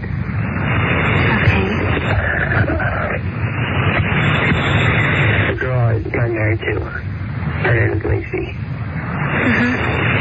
She disappeared just before Christmas. For the past 2 weeks, I've been in Modesto with her family in mind, searching for her. Wow. Okay, now... ouch, boy, that had to be very upsetting to her to hear that. I don't know how No, she already knows. She already knows at that point. Oh, at that point, she's working with the police anyway? She's with the cops. Okay. They're just torturing him. Okay. You want to load this one, Mike? This is, you couldn't tell me the story because it hadn't happened yet. So she's implying that he was... When he told her December the 9th that he lost his wife, that she died, that December 24th, he was making his story come true. So she's implying that he killed her in this piece of audio, which we'll get to in a second. But first, Ken, you know who Anthony is that she was talking about in that first one? I think Anthony is Amber Frey's is the father of Amber Frey's kid. Oh, is that right? I was wondering who that guy was. Oh. Okay, thank you. All right. What do you think of of what you've heard this morning, by the way, the transcripts? Oh, man, they're pretty revealing. What did they tell you? Do you think he did it more so or less so from hearing these transcripts? Oh, I think he did it more so. He's trying to cover something up. He won't tell her nothing. Yeah, of course not. No. Okay, let's hear this one. Which one is this? 3. Okay. This is that one. It had nothing to do with her disappearance. How about what's the other one though? She was making it. He was making it come true. My choice. No. Tape 3 and 4 are the ones in there. These you couldn't tell me because it hadn't happened yet. That's the one I want. Which is this one. Okay. Of course you couldn't tell me the story about your wife because it hadn't happened yet. And you were hoping to resolve in January that it would be resolved and you'd have a story to tell me. You think I had something to do with her disappearance? That is the worst fake cry. It is so bad. It's so fake. You think I had something to do with it? Can you believe that? Well, let's see. How can I believe that? How can I believe that? How could I believe anything for... I am not evil like that. I would hope not. I am... Oh, my God. You've lied to me now? And, actually, I was thinking, you know how many people I've given you a picture to? Or of us in Christmas cards? We reenacted that. So you're telling me that you want to keep me out of this and Ayana, and you want to protect me from that. How? I'm just so at a loss. Amber, I had to tell you. I've been wanting to tell you. I hope in the future I can tell you everything. If you'll let me. I can never ask you to trust me. And I'm so sorry that this has happened and this is happening to you. And that is taste the truth. Fake! Yeah, fake is right. Fake, Oh, what a fake, liar. fake, What a fake, liar. fake. Wow. Okay. Oh, man. So where were we exactly? Okay, so he's probably out there by now. It was about 6 or something. Amber, I thought I didn't think. I want to see if you and I have the same page. Oh. Yeah. Yeah, we do. Yeah, actually, I think we were right around here. Let's see. What had happened, though? What's this about delaying the flight? I'm kind of confused about. Let's see. Oh, the 24th. Okay. Positive energy. She gives him positive energy at that time. On the 22nd, you said she was missing when? The 24th. 24th, but you were already on your way to getting on the plane that day. yes. And then... leaving to go to Maine. There's Right. a big lie there about Maine. You got it. Yeah, you even told me that you didn't go. Okay, so... How about you start with Amber? I thought... Well... How about I start with... just delay... Well... I remember because you called me before. Let's start there. Oh, I remember because you called me before church and you were getting ready and I was upset because I told my family, I go, I wish you would have called me earlier because then he could have spent Christmas with us on Sunday. Right. Just delayed his flight, but instead he's even going to Maine today, so he's probably about there by now because it was about 6:30, 7 or whatever at night. You never even told me that you didn't go. Amber, I thought you... Yeah, I didn't. You're right. That's because it was a lie. True? Yeah. So tell me, Scott. I thought you meant after when I was lying to you about going to Europe. No, you were lying to me about you even going to Maine. You said you had left on Sunday. What happened Sunday? Nothing happened Sunday. You said we're calling from Sacramento. I was at home. What was that? You called me from Sacramento? Yeah. Yeah? What were you doing in Sacramento? Sweetie, that's where I am. Not now, but Amber, my home. You have a home in Sacramento?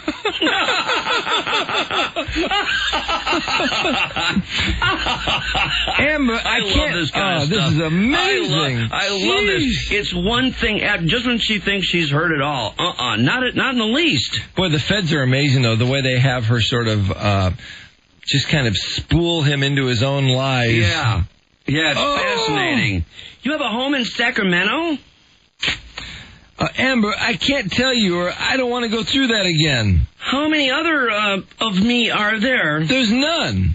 Oh, really? I know you don't believe me, but there's none. What can I believe from you? What's that? What can I believe from you? What was the conversation we had about truth and honesty? I think you can believe so much from me, but, I can't ask you to believe me, so So... Amber? Yeah? So would I even be safe to say, okay, well, let's see.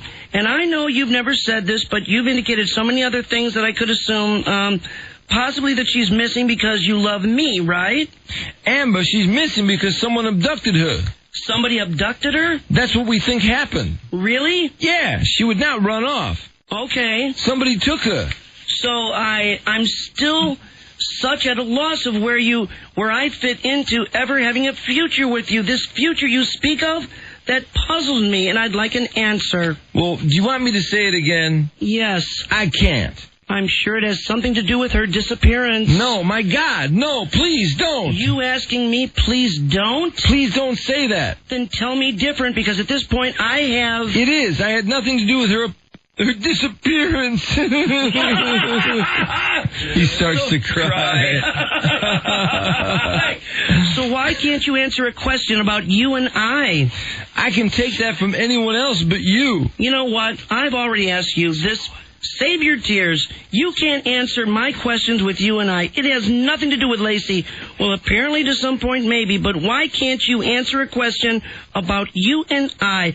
It protects us if we don't. If what? It protects us. It protects... you and I and everyone else in this. It protects you and I for you not to indicate where you're going with me? Yes, you can't see it now because you don't know everything. Well, again, I won't know everything until you talk to me. I will talk to you. I'm frustrated right now, Scott. And I hope you will listen to me, and I will talk to you. When? When there's some resolution in finding her. Wow. Well, that could be months, weeks, years. God, I hope not. So I have to go through hell for this time until something, and just always wondering and having that question, not answers? In short term, yes. You know, you told me you've thought a lot about us, but you don't want to talk about it on the phone. What's that? Isn't that a way to defer the question? No. No, I'm listening because I don't get any letters or postcards from you, so I'm listening. Tell me. I'm sorry. I don't understand what you want me to say. Do you remember the conversations you said, oh, there's so many things I've thought about you and I? Yeah, there are. And you said, I don't want to share it on the phone, and I said, well, write me. Well, I haven't received anything letting me know. And I haven't sent it to you. What? Okay. What? And she says what, and that's about it. Oh, man. What war. Yep. Well, that's really something. Yeah, it really is. Oh, that's fun. Whew. There's a lot of insight, again, into the relationship, into the whole thing. He is so busted time and time and time again. What an absolute sociopathic liar. And I think everybody can look at this and see, based on the fact that this guy is the world's biggest liar, I think everybody can basically assume if he's lying about all of this, he's lying about the fact that he didn't kill Lacey. Well, he got me convinced. Yeah. Scott Peterson actually hedged over whether the baby that his 7 months pregnant wife, missing, was carrying, whether it was his or not. So is this baby yours? I cannot tell you everything. You can't tell me everything. That's a simple yes or no. Amber, honestly, to protect everyone, I can't tell you everything. Oh, this to is just protect everyone, I can't tell you that this kid's mine. That's just another lie. It's another lie. He's trying to create the impression that Lacey was having an affair, and that's why he told all his lies, was because he was being cheated on, and so he felt he had the right to go out and be with her. That's my psychoanalysis. Theory? Yeah.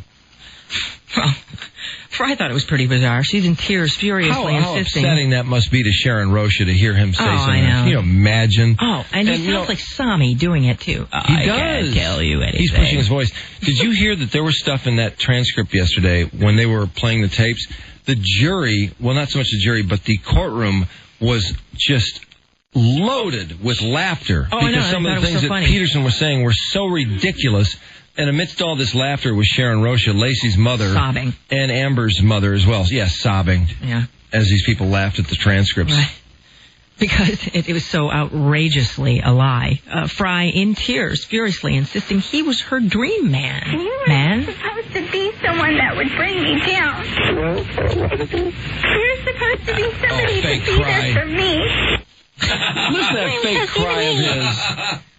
Pressing the matter of Can you play his cry again? How long does it take that to queue up? I'm dying to hear that. It didn't take very long. I thought possibly most outrageous was her confronting him about telling her that his wife was lost before she actually was lost. How about that? You know, again, Scott, this has to be the biggest coincidence I've ever heard of. I mean, are you psychic? I mean, you predicted your wife would be missing? How can you not? How can you not expect me, or to even think, or even to let this pass that you possibly could plan this? I did nothing like that. I did nothing like that. He does something. You were supposed to be someone that would bring me down. You're supposed to be somebody to be there for me. God, fake. By the way, Trudy, that is brilliant. Separated at birth, audio separated at birth. Sami, I never would have got that. And That was so funny. She sounds like Farrah Fawcett. I can't